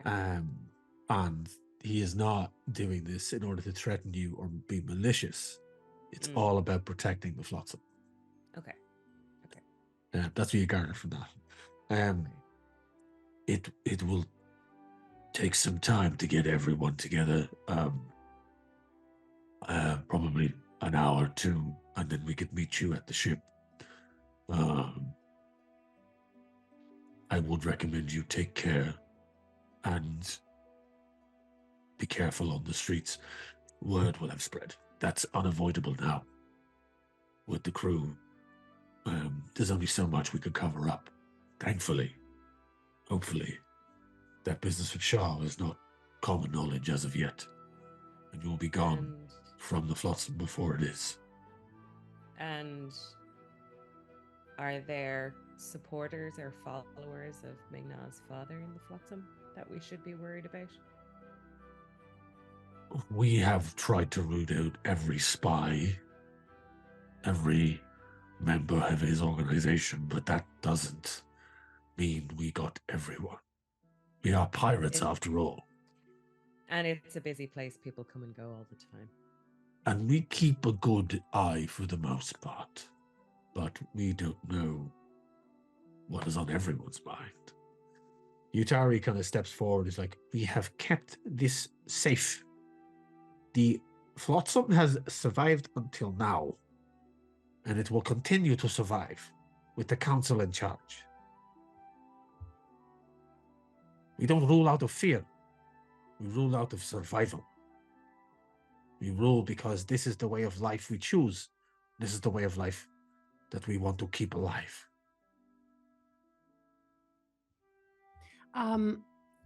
Do you think I would have time to get to the apothecary again? Do you think that's wise? I wouldn't mind seeing if I could get some tools maybe to help. You have the time. Like I said, you have an hour at least to get my crew together, to get our supplies, to get what we need, and meet you at the ship. That's great. I'm looking forward time, to it. Gray. I'll go with you.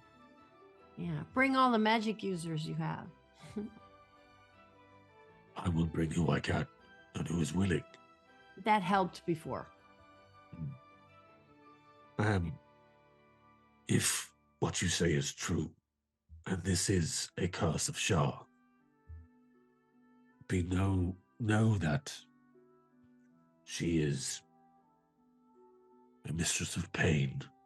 She sows doubt. She sows deception.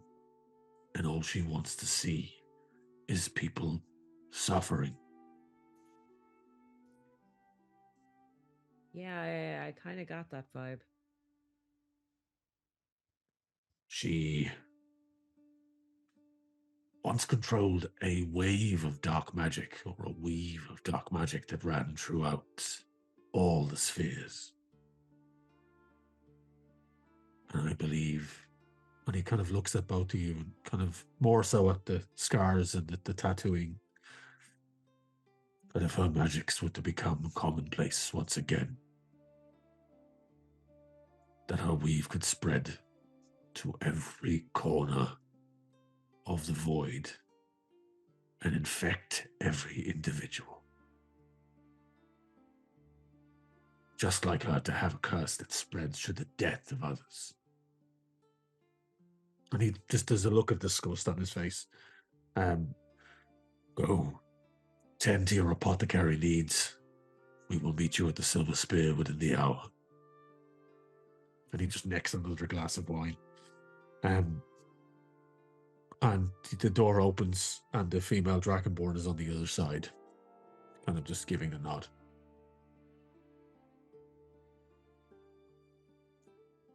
Oh, okay, that's it. All right. Sorry.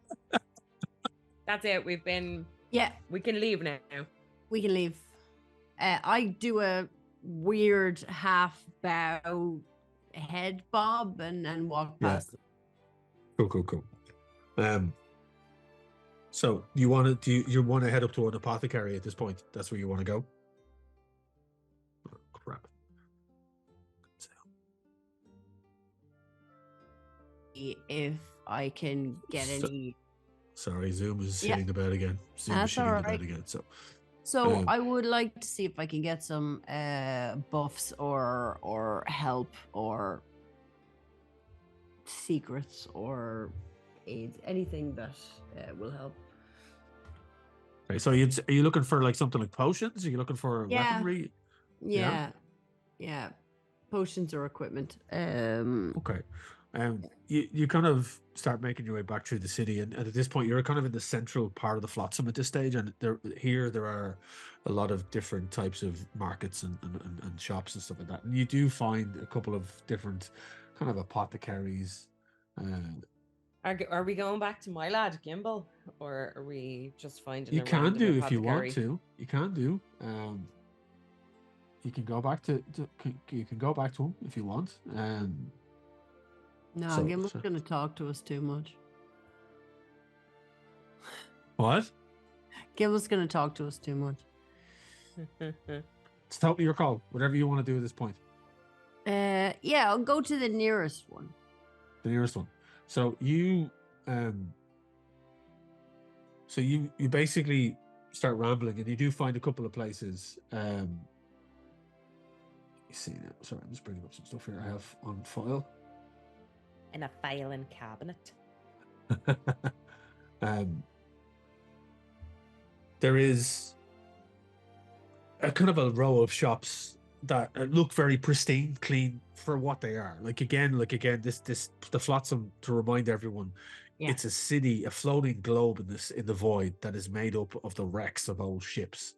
So, but the streets still, in most part, represent city streets. There's cobble in places. There's a lot of wooden floors in places. A lot of kind of like high up elevated shops that are overlooking lower levels that drop down into oblivion. It's a definite mishmash, and you can go from one street that looks very, very normal, kind of like a street in Oxford, like Dutch architecture, wooden beams, to the next one that looks like it's an arse end of a ship that just has a door stuck in it and a window, and it's just so hodgepodge. It's on one of these streets that, as you turn, kind of looking for the most kind of promising looking shop, that you see this crooked sign hanging off to one side, and the sign itself looks like a book, and it's very cleverly carved, the sign, because it looks like it's a book that has pages falling out of it, cascading down into the street, that kind of fall about 2-3 feet down, and they stop just above the doorway, and it kind of leads your eye in towards the door, and you see the sign above it, and it says "Tomes aplenty."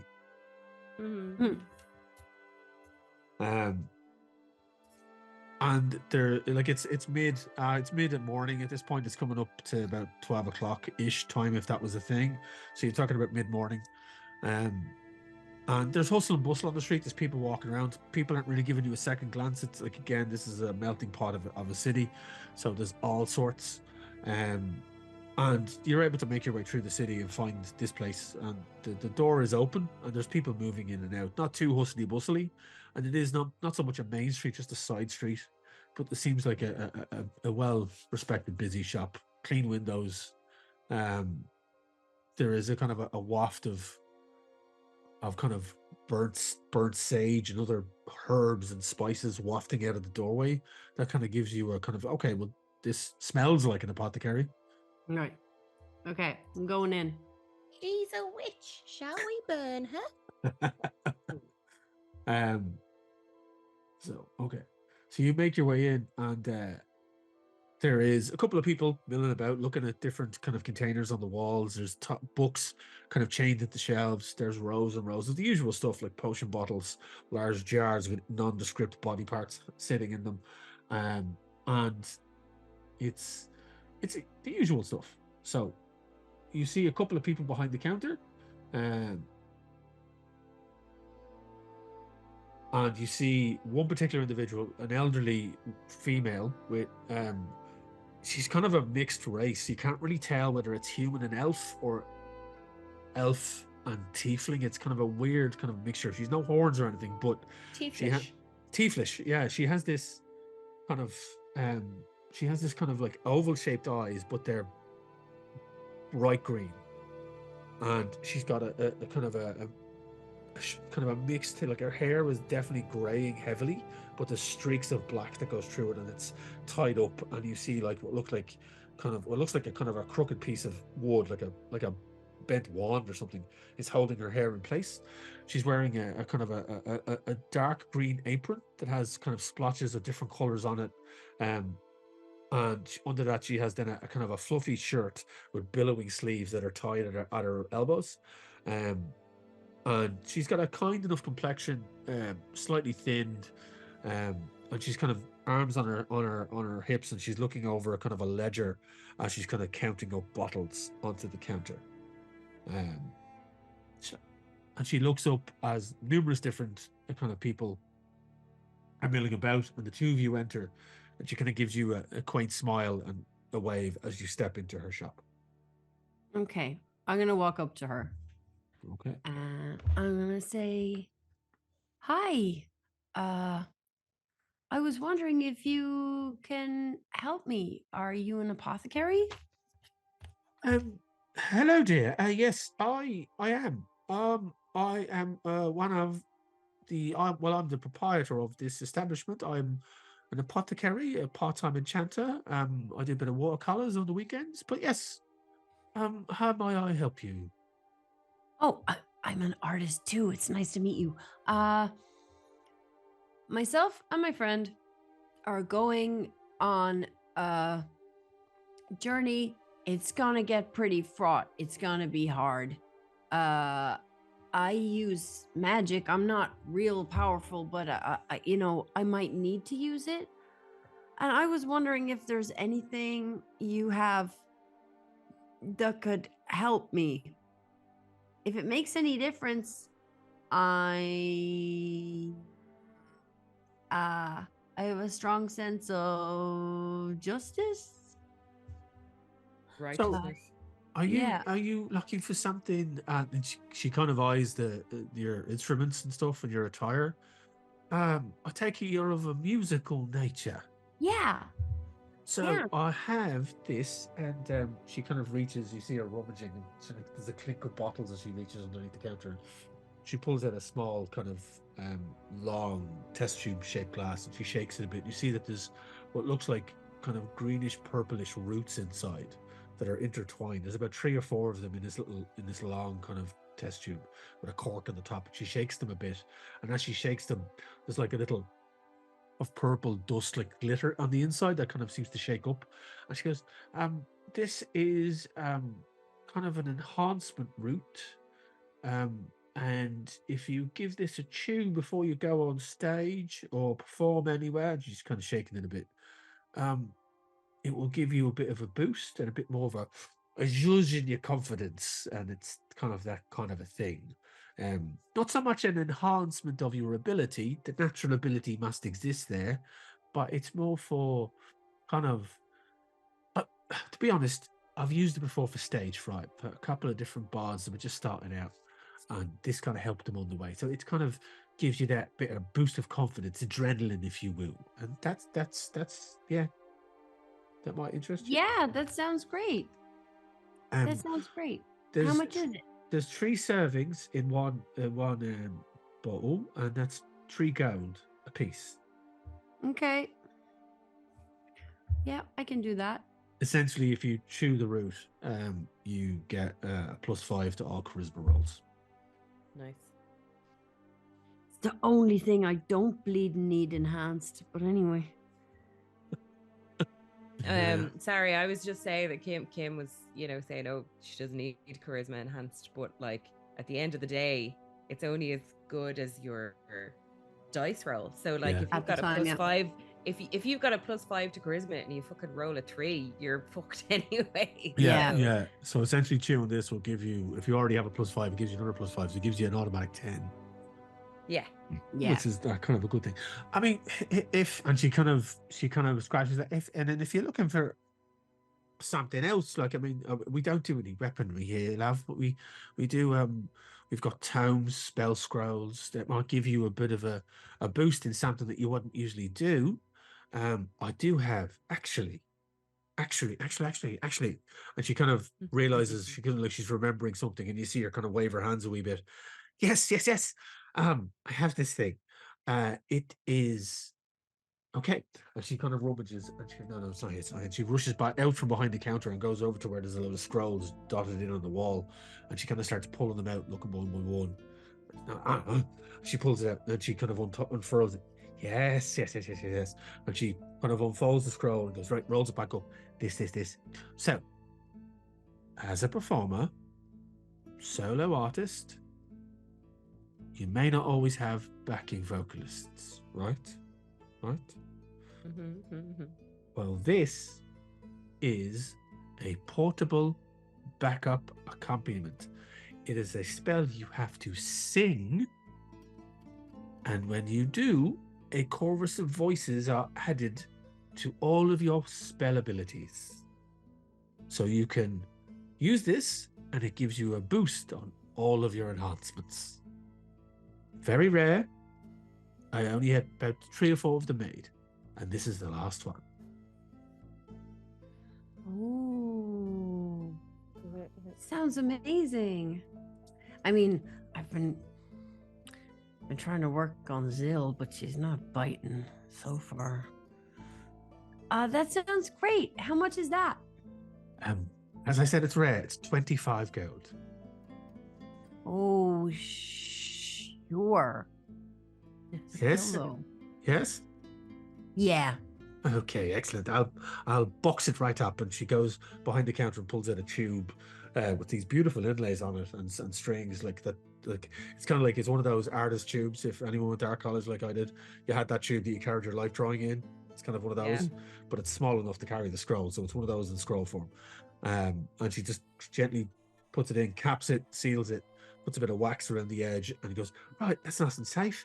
There you go, love. So in total, 25 and 2, that will be 27 gold in total. Yeah. Unless there's something else I can help you with. Not for me. What about Oh. you, Zill? You, dearie. I don't know that you have anything that could help. Well, what's your problem? You never know. Oh, Carol Sparks here will be able to help anyone if they just tell me what the problems are. Carol Sparks, I love her. And it's at that point when she does that, you kind of see that there's definitely some form of cross-pollination of elf and something, but you can't really tell because her eyes, while you notice they were bright green, they then seem to shimmer like starlight. Like there's a definite arcane energy to her here. Ooh. I'm also a magic user. And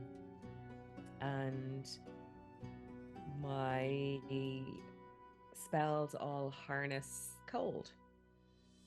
Interesting. Yeah, I think so. Interesting. And is that your preferred use for the kind of element? You're not willing to experiment with anything else? You like to stay with the cold? Cold and necrotic. Necrotic. Interesting. Let me see. And she kind of rummages. No, nothing there. She kind of goes 1 second, and she dips behind the back of the shop. There's a curtain that she pushes to one side, and you hear kind of a rummage of bottles and books and boxes in the background.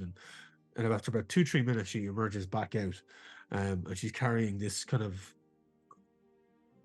wide-bottomed flask with a tall neck that has this kind of purple swirling liquid on the inside that is like starry and She's got viscousy. that tall bottom with the swirl. Sorry. With the swirls. Oh Jesus. And she kind of shakes it a bit, and you see it kind of it very slowly moves around the bottom of the bottle and then licks up the kind of the long kind of tapered neck of it. And it's only about yay big. It's not a huge bottle. Because I haven't got much of this left. It's got about 2 or 3 servings maybe in it. But this will enhance, for the most part, it'll enhance necrotic. It might impact on your cold. It really is, as they say, it's a roll of the dice. But it's mainly aimed at necrotic. But it will enhance your ability and increase any inflicted damage, one might say. And she kind of like, this, as I said, it's rare, and this is my last bottle, so Unfortunately, the price is about 15 gold to part with.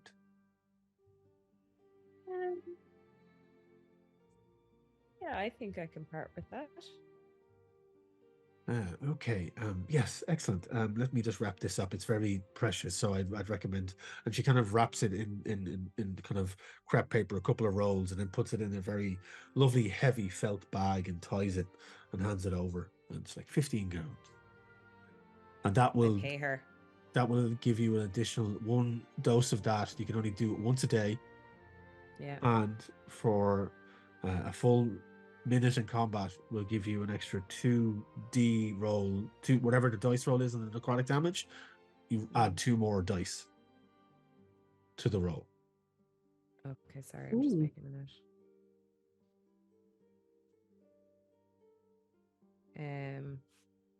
So for example, I have a spell that deals 2d6 damage. So for that one, I roll 4d6. 46, yeah. Yeah. Grand, It's okay. Ooh. potion of necrotic enhancement. Yeah. I love it. Watch Jill go and reassess Velzara's spells at the end of this session and be like, what were those other ones I know? Is there anything else, Diz, I could help you with today? I don't know, Gray. Is there anything else that we should pick up for our journey? I think that's good. Yeah. I think I'm good. Are you good? I think so. Unless no, I think we've spent enough today. I think the potion that Miss I promise I Sparks has won't. provided me with seems like a good deal. We'll remember this place and maybe visit again sometime in the future. We Pleasure will. doing business with you. Thanks, Pleasure's all Carol. mine, Diz. You're more than welcome, my Diz. Do come again. If we come again, it'll be because we defeated some pretty gnarly evil. So Well, good luck with that. That is fantastic. okay, we're gonna make our way out, and I am mad to talk to Zil about something she said back in the meeting because she very earnestly said, I want to help my friend and I want to help the captain. Now, she had mentioned herself in a different sentence, but earnestly wanting good for others. And Gray is hearing music, just like thinking about how Zill's heart has warmed up. Gray's like, she loves me. She loves me. more so just for the good of the expanse, the Zill is genuinely connected to people and wants to do right by them, but also knows better than drawing attention to that. So he's just being kind of irritating, just kind of like, you know, there's something you want to say, but you also shouldn't. So you got to shut your face. Gray is trying to shut his face, but it's unconvincing. His Obviously, face remained unshut. Yeah, he's just brimming over, and he's like, he's like talking to Zill, but not talking about that, but quite obviously wanting to talk about that. So I'm just kind of walking beside Zill, kind of got everything good, like too fussy. It's too much. Yeah, I'm good. And she's deliberately ignoring him. Yeah. So we're gonna head back to the ship, I presume so. Yeah.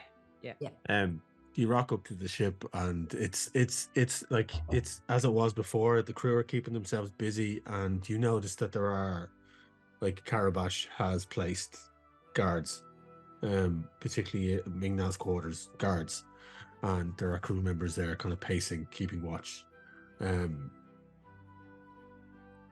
You're there about 50. You arrive about 50 minutes in. You're up on the deck, and Carabash has come up, and he's like, "All right, so, I mean, where the fuck have you been?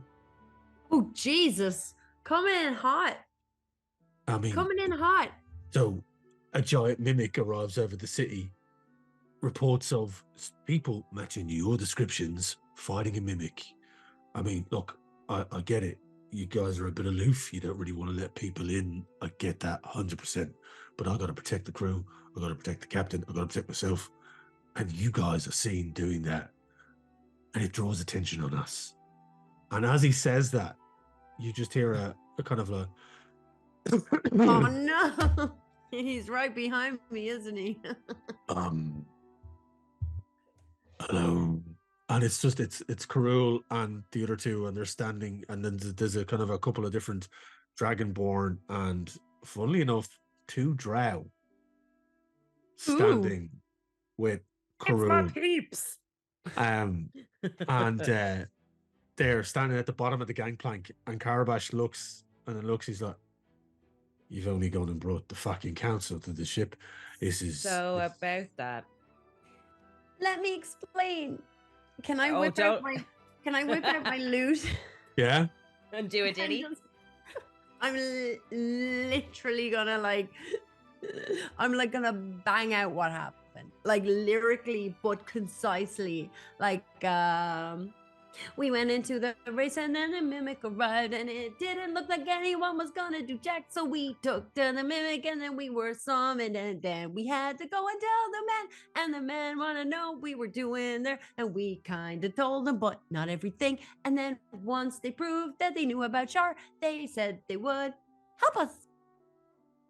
And now they're here. Give me a performance check for that one with advantage. Yay! Okay, well, I'm not going to tell you what Advantage. with advantage. Okay, Yes. that's ropey, that first one. Let's try the second one. Yeah, that's much better. 22. Carabash is just like,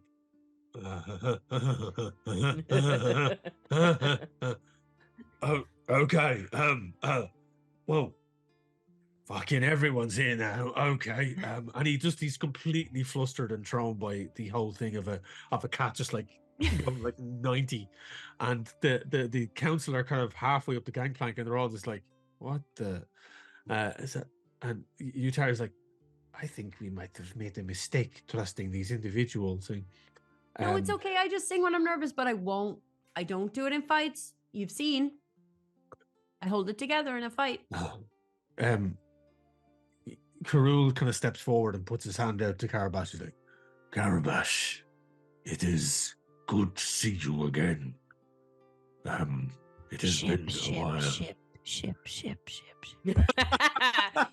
And can we have some fan art, please? Carabash kind of slowly extends his hand, and it's that warrior kind of like, that type of a thing. Yeah. Yes, I love that. Well And met. it's like, and so it's good to see you again as well, Karul. It has been a while. You seem to have moved up in station, and Karul kind of like, yes, as of you, acting captain. And we are here to see Mingna and help if we can.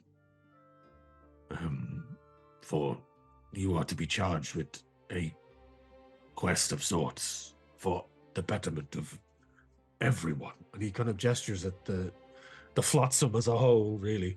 And Carabash kind of looks to the two of you, and still holding Karul's hand, Lisa's like, what the fuck have you gotten us into? And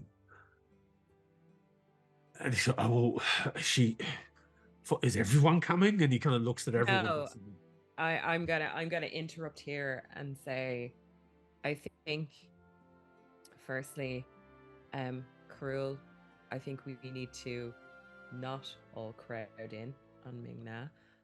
I would appreciate if you could leave your soldiers here on deck, and perhaps we might escort you and Utari and your healers to Mingna's room, and Karabash will explain on the way. Very well. Yes. That's yes, as you wish. And he kind of nods to Karabash, and Karabash like leads the way towards Migna's quarters, and nods at the guards who are all now looking at the basically the assembly of the Pirate Council and a healing party, and they're like, Jesus, like what the hell? So they they kind of step aside, and the door is opened, and everyone that was listed makes their way into Migna's quarters. As you step in, the room is kind of dimmed. There are a couple of lanterns lit on the periphery, but for the most part in the central room it's dimmed, and Migna is laid out on her kind of a long couch, comfortable, like not in. She doesn't look like she's in any distress or anything like that. And they're sitting at the end of it, kind of reading over a large tome. You see the small form of Von Breck, who you haven't seen in a while. Von Breck Bulbrook, the dwarf wizard who accompanied you from Faerun to the Flotsam. And he kind of hears the commotion of everyone coming in, and he kind of looks up from his book, and he's like, "Oh, bloody hell. Oh, right. I suppose I was just keeping watch. I'm gonna go." He sees like the council, and he just nods, and they kind of give him a nod. And give me a perception check, please. Thank you very much. Both of yous. Oh, both of us. Yep. Okay. Yeah. 3. 3. Oh God, 6. I had a +4 to that. I had a +2 to mine. He just nods, and there's a look between all of them, and he kind of just gingerly makes his way out of the room, bringing his book with him. And they all start to move in. Karul gestures to the individuals that are with him, and you notice that female Dragonborn is also here. And while she still has her broadsword across her back, her sleeves are now slightly rolled up. The gauntlets and the pauldrons that she had in her arms and shoulders are removed, and her arms are now bare. And you see a series of kind of green tattoos on her scales that all seem to look like leaves and intertwined, and they kind of wrap up around her arms. And she kind of moves in with the other healers, and they kind of start to look and check Migna, who seems to be still in a deep sleep. They kind of look at each other, and one or two of them every now and again, one will step up and kind of check Mina's pulse, check her forehead, and then they all start to back off, and one by one they'll place hands above her and start to make an incantation. And the first one steps up and is a kind of a bluish hue, and they move their hand along Migna's body, and you notice that they're like Migna's wearing, she's not wearing armor or anything like that. She's wearing like a kind of like sleeping clothes. So she's got like a tunic on her, and she's got like pants and stuff, and her boots are off and her feet are out, but she's covered up in a blanket. But they kind of move her hands, and you see on her bare arms where she would have had old scars and marks from fights, as the blue hue of the magic is moved over, these scars start to disappear, but the tattoos are still present. And you see as it gets closer, as the hand gets closer to up around her clavicle, up around her neck, where the tattoos are more prominent, you see the hand start, the individual who is one of the drow starts to struggle, and the hand kind of like, oh, they look like they're in pain, and and they pull their hand back, and they're like, and it's a male drow. He has cropped short hair that's like kind of like tight on his head, which is unusual for a drow. It's tight back, it's not long and flowing. Series of kind of tattoos across the side of his face, kind of in dark kind of ink, even on his dark skin that seems to be faded. There are kind of like a pointed star around his eye. I think Shatterstar from X-Men. And he has like the kind of pointed star around his eye, but it's dark ink that curves up around the side of his face. And he kind of turns, and he's like, there is something there. I do not what it is, but it is painful. It is all pain. And my magics, they don't seem to want to penetrate it. It is very strange. And he kind of steps back. I do apologize. And he kind of, even acknowledging you, Zelzari, because like, there's only so much I can do with my abilities, and this is beyond me. I invite anyone else willing to try. And he kind of steps off and out of the way. And the other individuals kind of move forward, looking a bit kind of perplexed. And two individuals together step up, their hands out, and this time green light emanates from them. And there's a scent that seems to just fill the cabin of like freshly cut grass, a field, meadows, flowers. It's like this springtime smell. Him, it's the just- home country. Yeah, it's like it just pulsates from these individuals as their magics take hold. And they seem to focus up around Migna's head and shoulders and down kind of the chest area. And they're kind of pushing. And you see that they seem to be doing better as a duo than the individual did. And Migna starts to stir and squirm in her sleep. And it seems like she's in a slight bit of pain as she's kind of like having a bad dream. There's a bit of REM going on. As her eyes are moving back and forth. And this magic kind of pushes and pulsates. You both start to feel a tingle and a sharp kind of stabbing, as if it's kind of like piercing at the back of your skull. As Migna starts digging in deeper. Yeah, it's like something is trying to push its way in. I need you both to give me a wisdom saving throw. Ooh.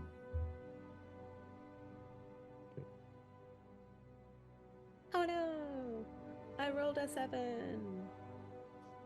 14. 14. Silzara, you find yourself falling to one knee and you take 3 points of psychic damage. Gray, you manage to push it off and you shake your head a bit and you're kind of seeing spots, but you don't receive any pain as you kind of tend to push it away. And you see Zildar fall to her knee, kind of cast herself on the side of a table.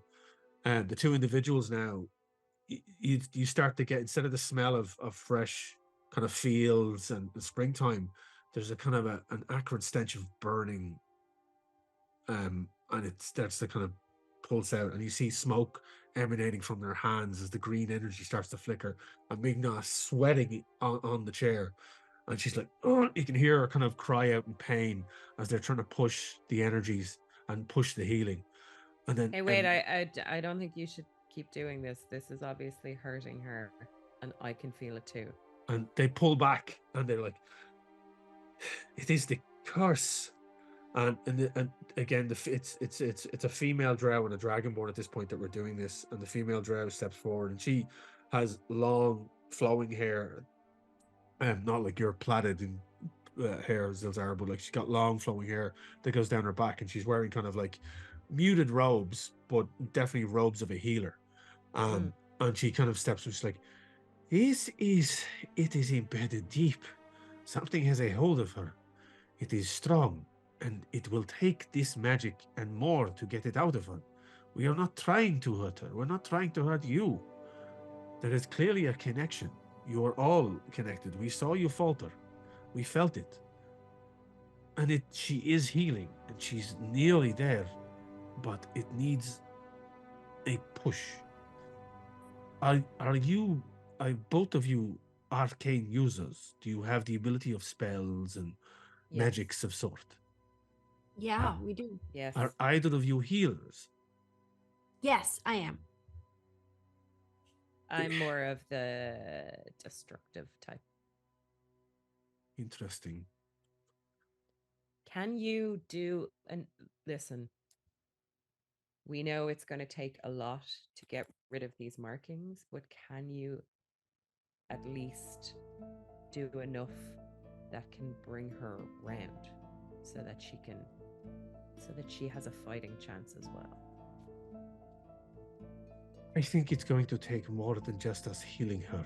I think there is something in her mind that is keeping her in some place. I agree. We have the same markings, but we're not ill. And the female dragonborn, the one that you saw back at the council headquarters, steps forward, and she kind of says, there is something we can do, but it will take a risk of sort.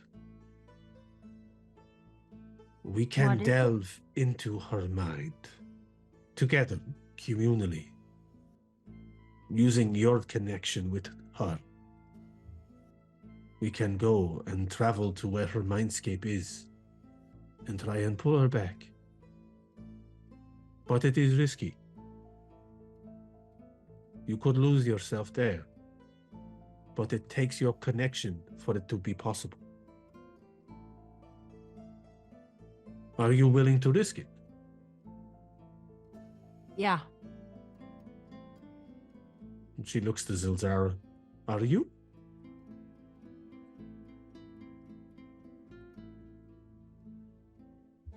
Yes. Okay. And this female Dragonborn looks to Karul. You can be no help here. You are not of the type, and you do not have this connection. You are not a healer. But if you notice anything going wrong here, you must wake us. Wake me. If you wake me, it will pull everyone out, because I will control the connection. But you must let us try, if you wish to have this individual back. And Karul kind of like, gruffly was like, well, the first sign of any problems, I will sever the connection. I promise you. And she kind of turns to you. Prepare yourselves. If you're ready to go now, we go now. You will go as you are. You will see yourself as you are. But it will be a projection. It will be in the mind of Ming Na. It will be her mind that we go to. You will be susceptible to damage. You will be susceptible to death. So be prepared. It will not be easy. I recommend you lie down, and they start to clear a space in the quarters, and Karabash is just like standing around looking at this happen, and he's looking extremely helpless. Two of the healers, the female drow, the other dragonborn, and then this dragonborn is talking to you, the kind of pale pink-skinned dragonborn, kind of sets you down, and he's like, lie, breathe deep, listen to my voice, and focus. And she places, so you're lying kind of head to head, so your legs are spread out, and your head is up against Ilzara's close, and this female dragonborn kneels, her one hand on each of your heads. The female drow stands behind the female dragonborn and places her hand on her shoulders, and the other dragonborn stands over Zilzara and places their hands on her forehead, and they all begin to chant. And you hear this low thrum, and you can feel the arcane energy start to grow. And as you look up, you see this female dragonborn's eyes go completely milk white, just completely milky white, as she kind of looks up, and you can feel then this sensation from her fingers, like small rivets of lightning start to caress over your foreheads, and your eyes start to fold and close, and you start to drift off, and you just feel like you are being pulled through a small hole of nothing, just stretched, and you feel as if it's pulled from your belly button out, and you just, and it feels strange and warping, and your mind feels like it's just about to break, and it just stretches and stretches and stretches, and you catch your breath, and your lungs are just pushed, and then it's just and you're standing, both of you together. You look, and then beside you appears the female dragonborn of the pale pink skin, and the female drow. And the four of you stand there, and it's silent. And then a light off in the distance, as if the horizon is to start, the dawn is starting to break, but it's a greenish blue light. Starts to fade in. And then you start to see the world around you start to build, and you see a wall of a building, a ruin. You see cobblestones. Shadows of people start to appear, like walking in front of you, just wisps of smoke, dark black smoke, just wafting past. Into the shapes of a being appears and then disappears. And then that dark greenish blue light starts to grow stronger and stronger and emanates. And then a ruined cityscape builds up around you. And it's unfamiliar. It's not recognizable. There's no landmarks that you can see. It's just a city streets of ruins, and you just see these dark shapes move in between. But off in the distance, you see a tower, and it stretches up to the sky. And as it stretches up, your eyes follow up to the tower, the top of the tower, and it's domed, and that greenish blue light seems to be emanating from a window in the top of the tower as it kind of pulses out over this landscape. And as your eyes adjust and you get your bearings and your senses clear, you kind of see more and more of these shapes moving in and out. And then you just hear a distant whisper off in the general direction of where the tower is. What do you want to do?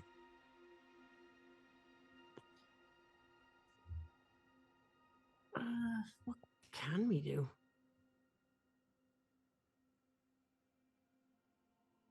Can we make out what the whispers are saying? Give me a perception check.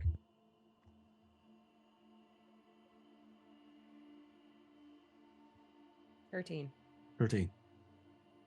Every now and again you hear the odd word. It's like submit, give in,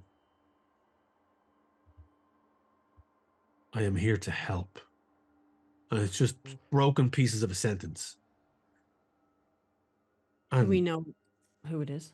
Well, Zilzara made the check. If you want to roll perception to see if you can hear anything better. A dirty 20. A dirty 20. You start to hear, as you kind of focus, your ears kind of rotate, you strain, and through the streets from these beings that you see, you kind of listen in, and as you listen, they start to take a clearer shape. And each of them have Migna's face. That just swirls and changes and then disappears.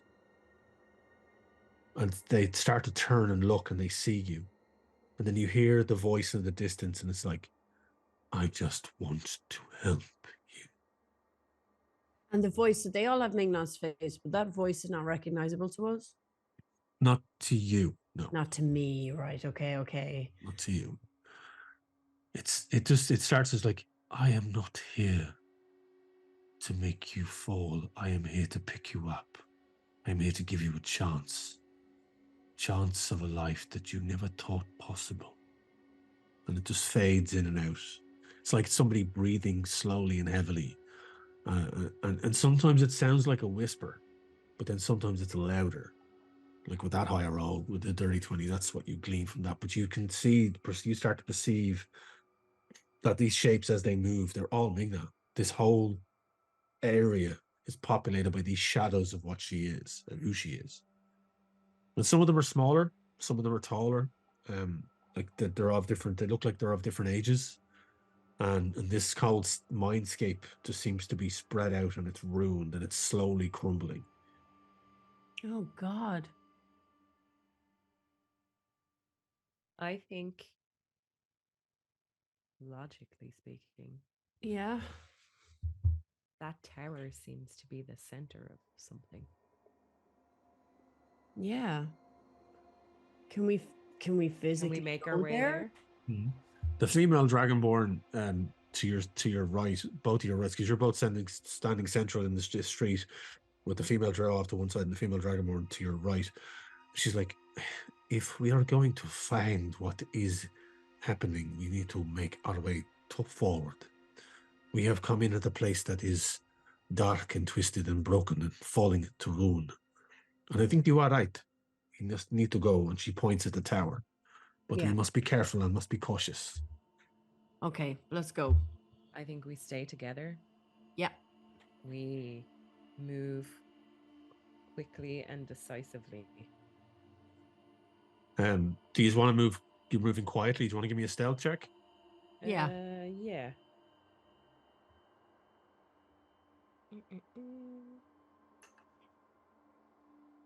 Where's 12. your digital dice? 12. Okay. What's that? 15. Okay.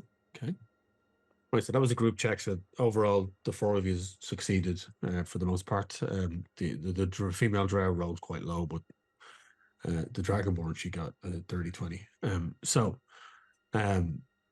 you push your way through this ruined cityscape, and slowly but surely you make your way towards it. It's not like one of those, it's not like in a dream form where you're constantly trying to get to a place and it keeps getting further and further away.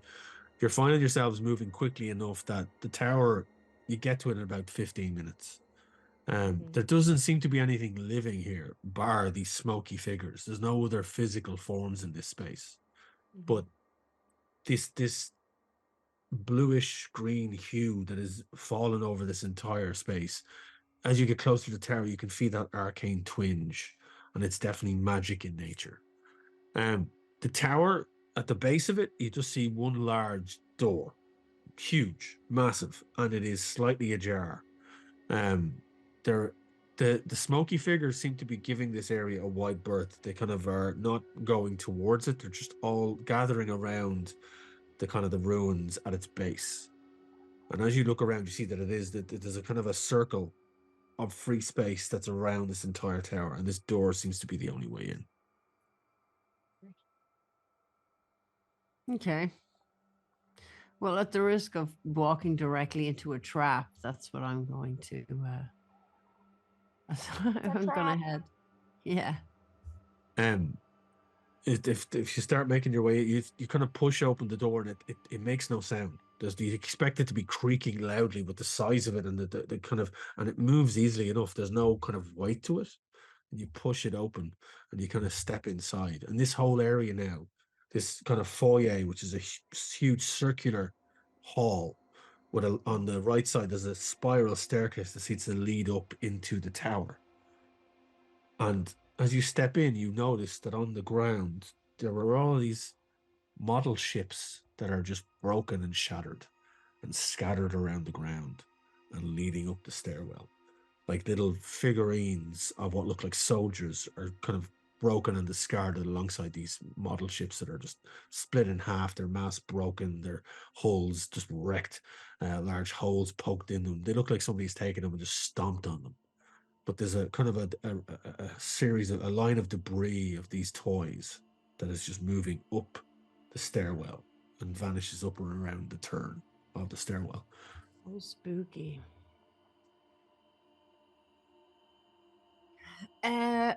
Well, we're following the trap trail. You like Gray, as you move up, those whispers are growing, and you can hear, and it's starting to mingle now. Where it was quite a feminine voice beforehand, you now hear this guttural growl of a voice mixed in. Every second word is like, failure. So Touch. I can still hear every kind of odd word, but Gray can hear more with that. Yeah, if you want to give me if you want to do another perception roll, you see if you can kind of listen in a bit better and see if you can pick it up. Let's try that. Sure, let's have a go. Sure, let's have a go. That was a 15. Yeah. Dirty 20. Okay, well, yeah, no, Gray, you're still, yeah, 30-20 again. It'd be like both of you now kind of listen in, and the other two are kind of, the Dragonborn is kind of not half leading the way, but definitely keeping up with the two is. And the female drow seems very agitated and kind of, but you hear these phrases kind of like, and it's a mixture that the warping in between a female and a male voice, and it's like mocking. And so I recognize that voice. I know. Like Zil knows who it is. Yes. So Zil, you start to pick out when the female voice kicks in, you recognize that it's the voice of Shar. Yeah. Or the voice you associate with Shar when you've seen her in the void.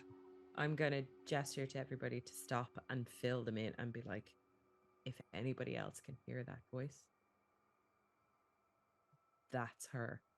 Not Ming-Na. That's Shar. Oh. That's Gray. If you can hear her, that is not a benevolent person, no matter what she says. Right. Okay. And like while you're discussing this, that guttural, like dominantly male voice starts to kind of push into your minds, and you hear it like it's like failure, disappointment. You have thrown your life away. Yeah. You sound like my dad. Shut up. And it seems to be echoing down through the chamber and down the stairwell.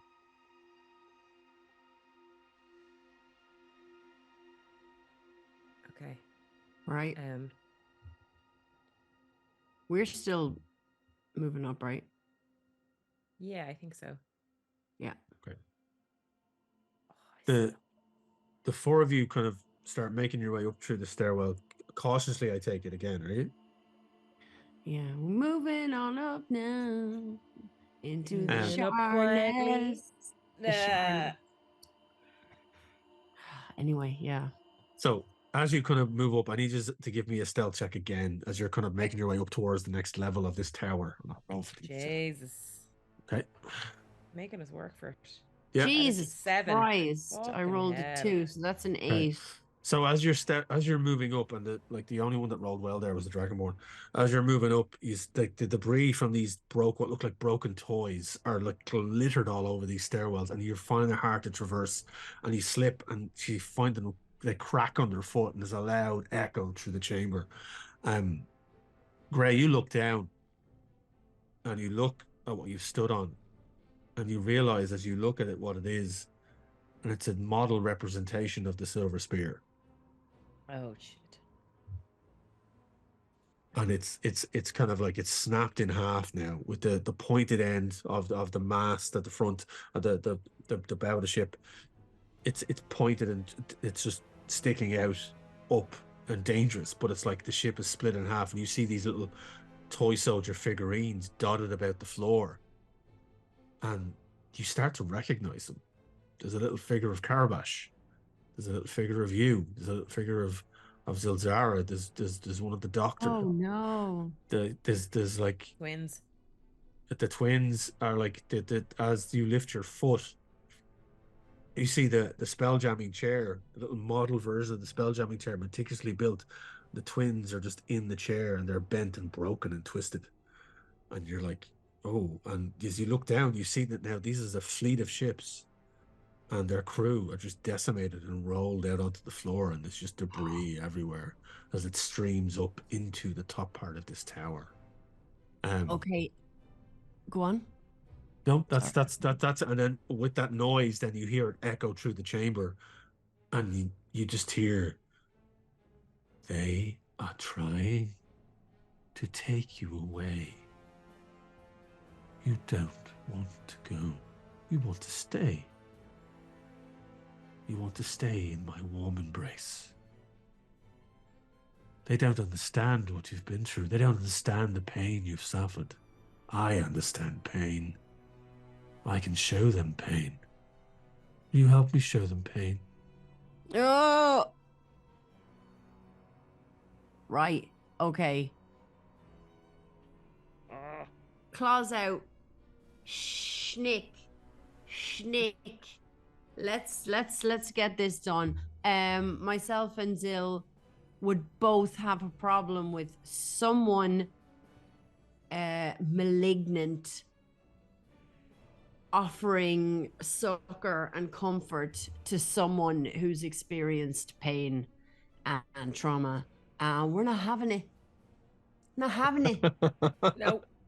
No, get away, Oda.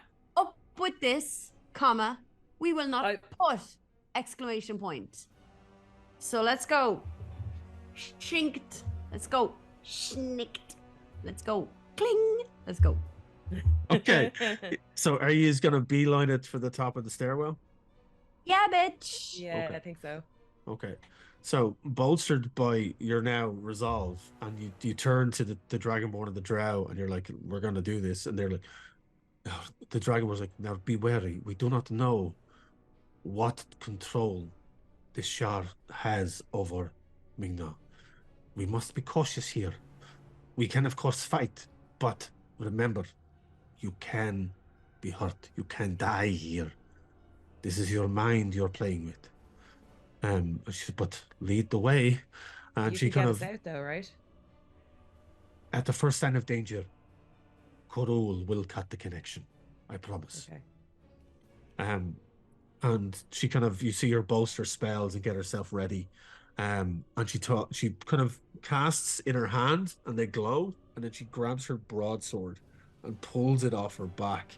And as she does so, blue flame flicks up the blade and just kind of starts illuminating this area. And it just, your faces are all covered in this blue glow that seems to empower and also push back the eerie arcane energy in the area as she kind of readies herself.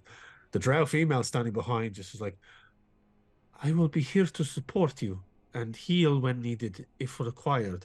I am no fighter, and I will hold back. As she kind of motions for you to make the first move.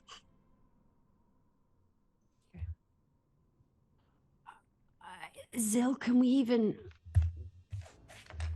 Does Shar physically manifest here? What can we do? Will we attack This him is- with magic? I hope we can. So this is the battle for Migna's mind. And Shar's in it.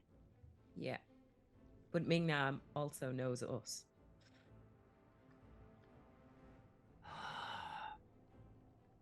I think she's strong. I think agree. if we can get to her, we can get out, all of us. We just need to ignore those voices and fixate on getting Migna out. Yeah. Yeah. Wayne, we're at the top. Are we at the top now? You're kind of halfway up the spiral stair. Oh, so we're gonna keep going. It goes up about another 5 or 6 feet and then comes out onto a landing area that you can see from where you are. But there's, like, again, there's debris everywhere that's scattered around, and it's the disruption of that debris that alerted whatever's up there to your presence. Right. So what do the group want to Okay. do here at this point? Well, I want to keep going if that's the node, if that's the hub, that's where I'm going. Right. Yeah. But is that not foolish? Maybe let me have a little quick consult here. Let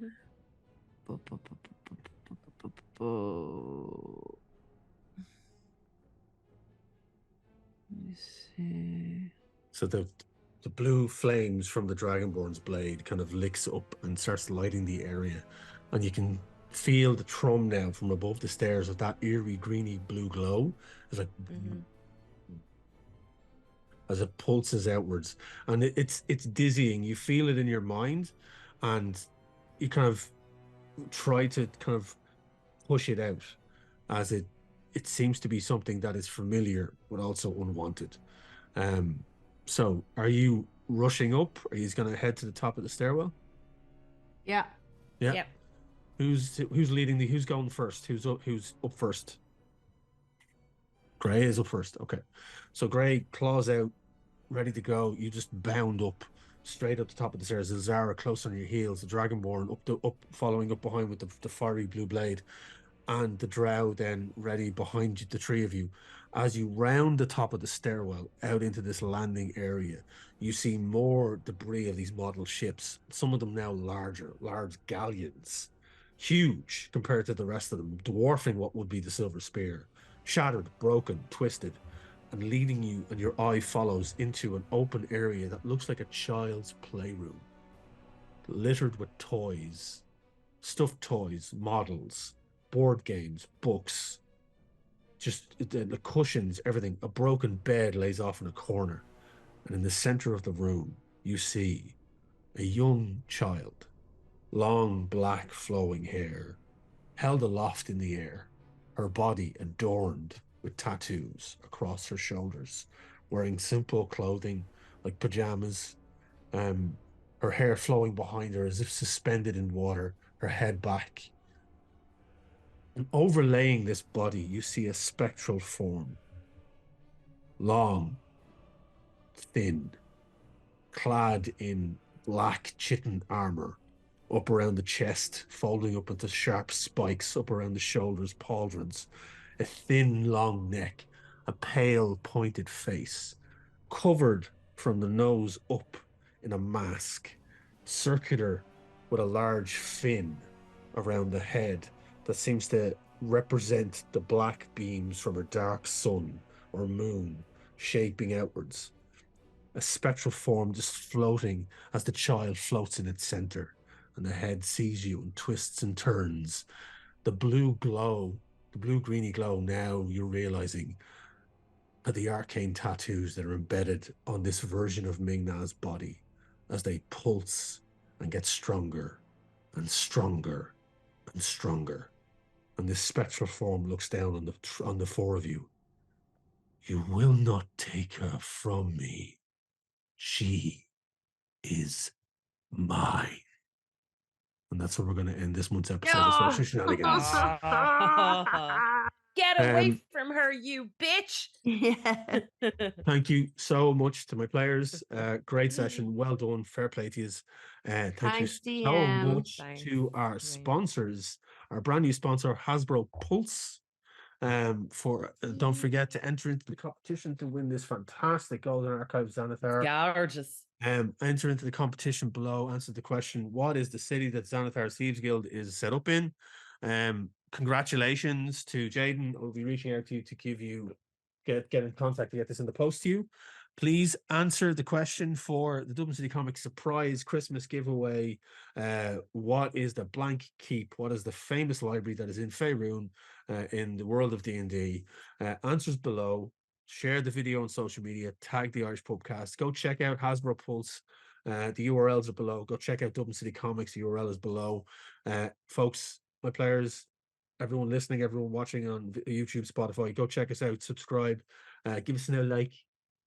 And until the next time, have a good one. If you don't see us before Christmas, have a great Christmas, and we will see you in the new year. Stay safe. Look after yourselves. Bye-bye. Bye.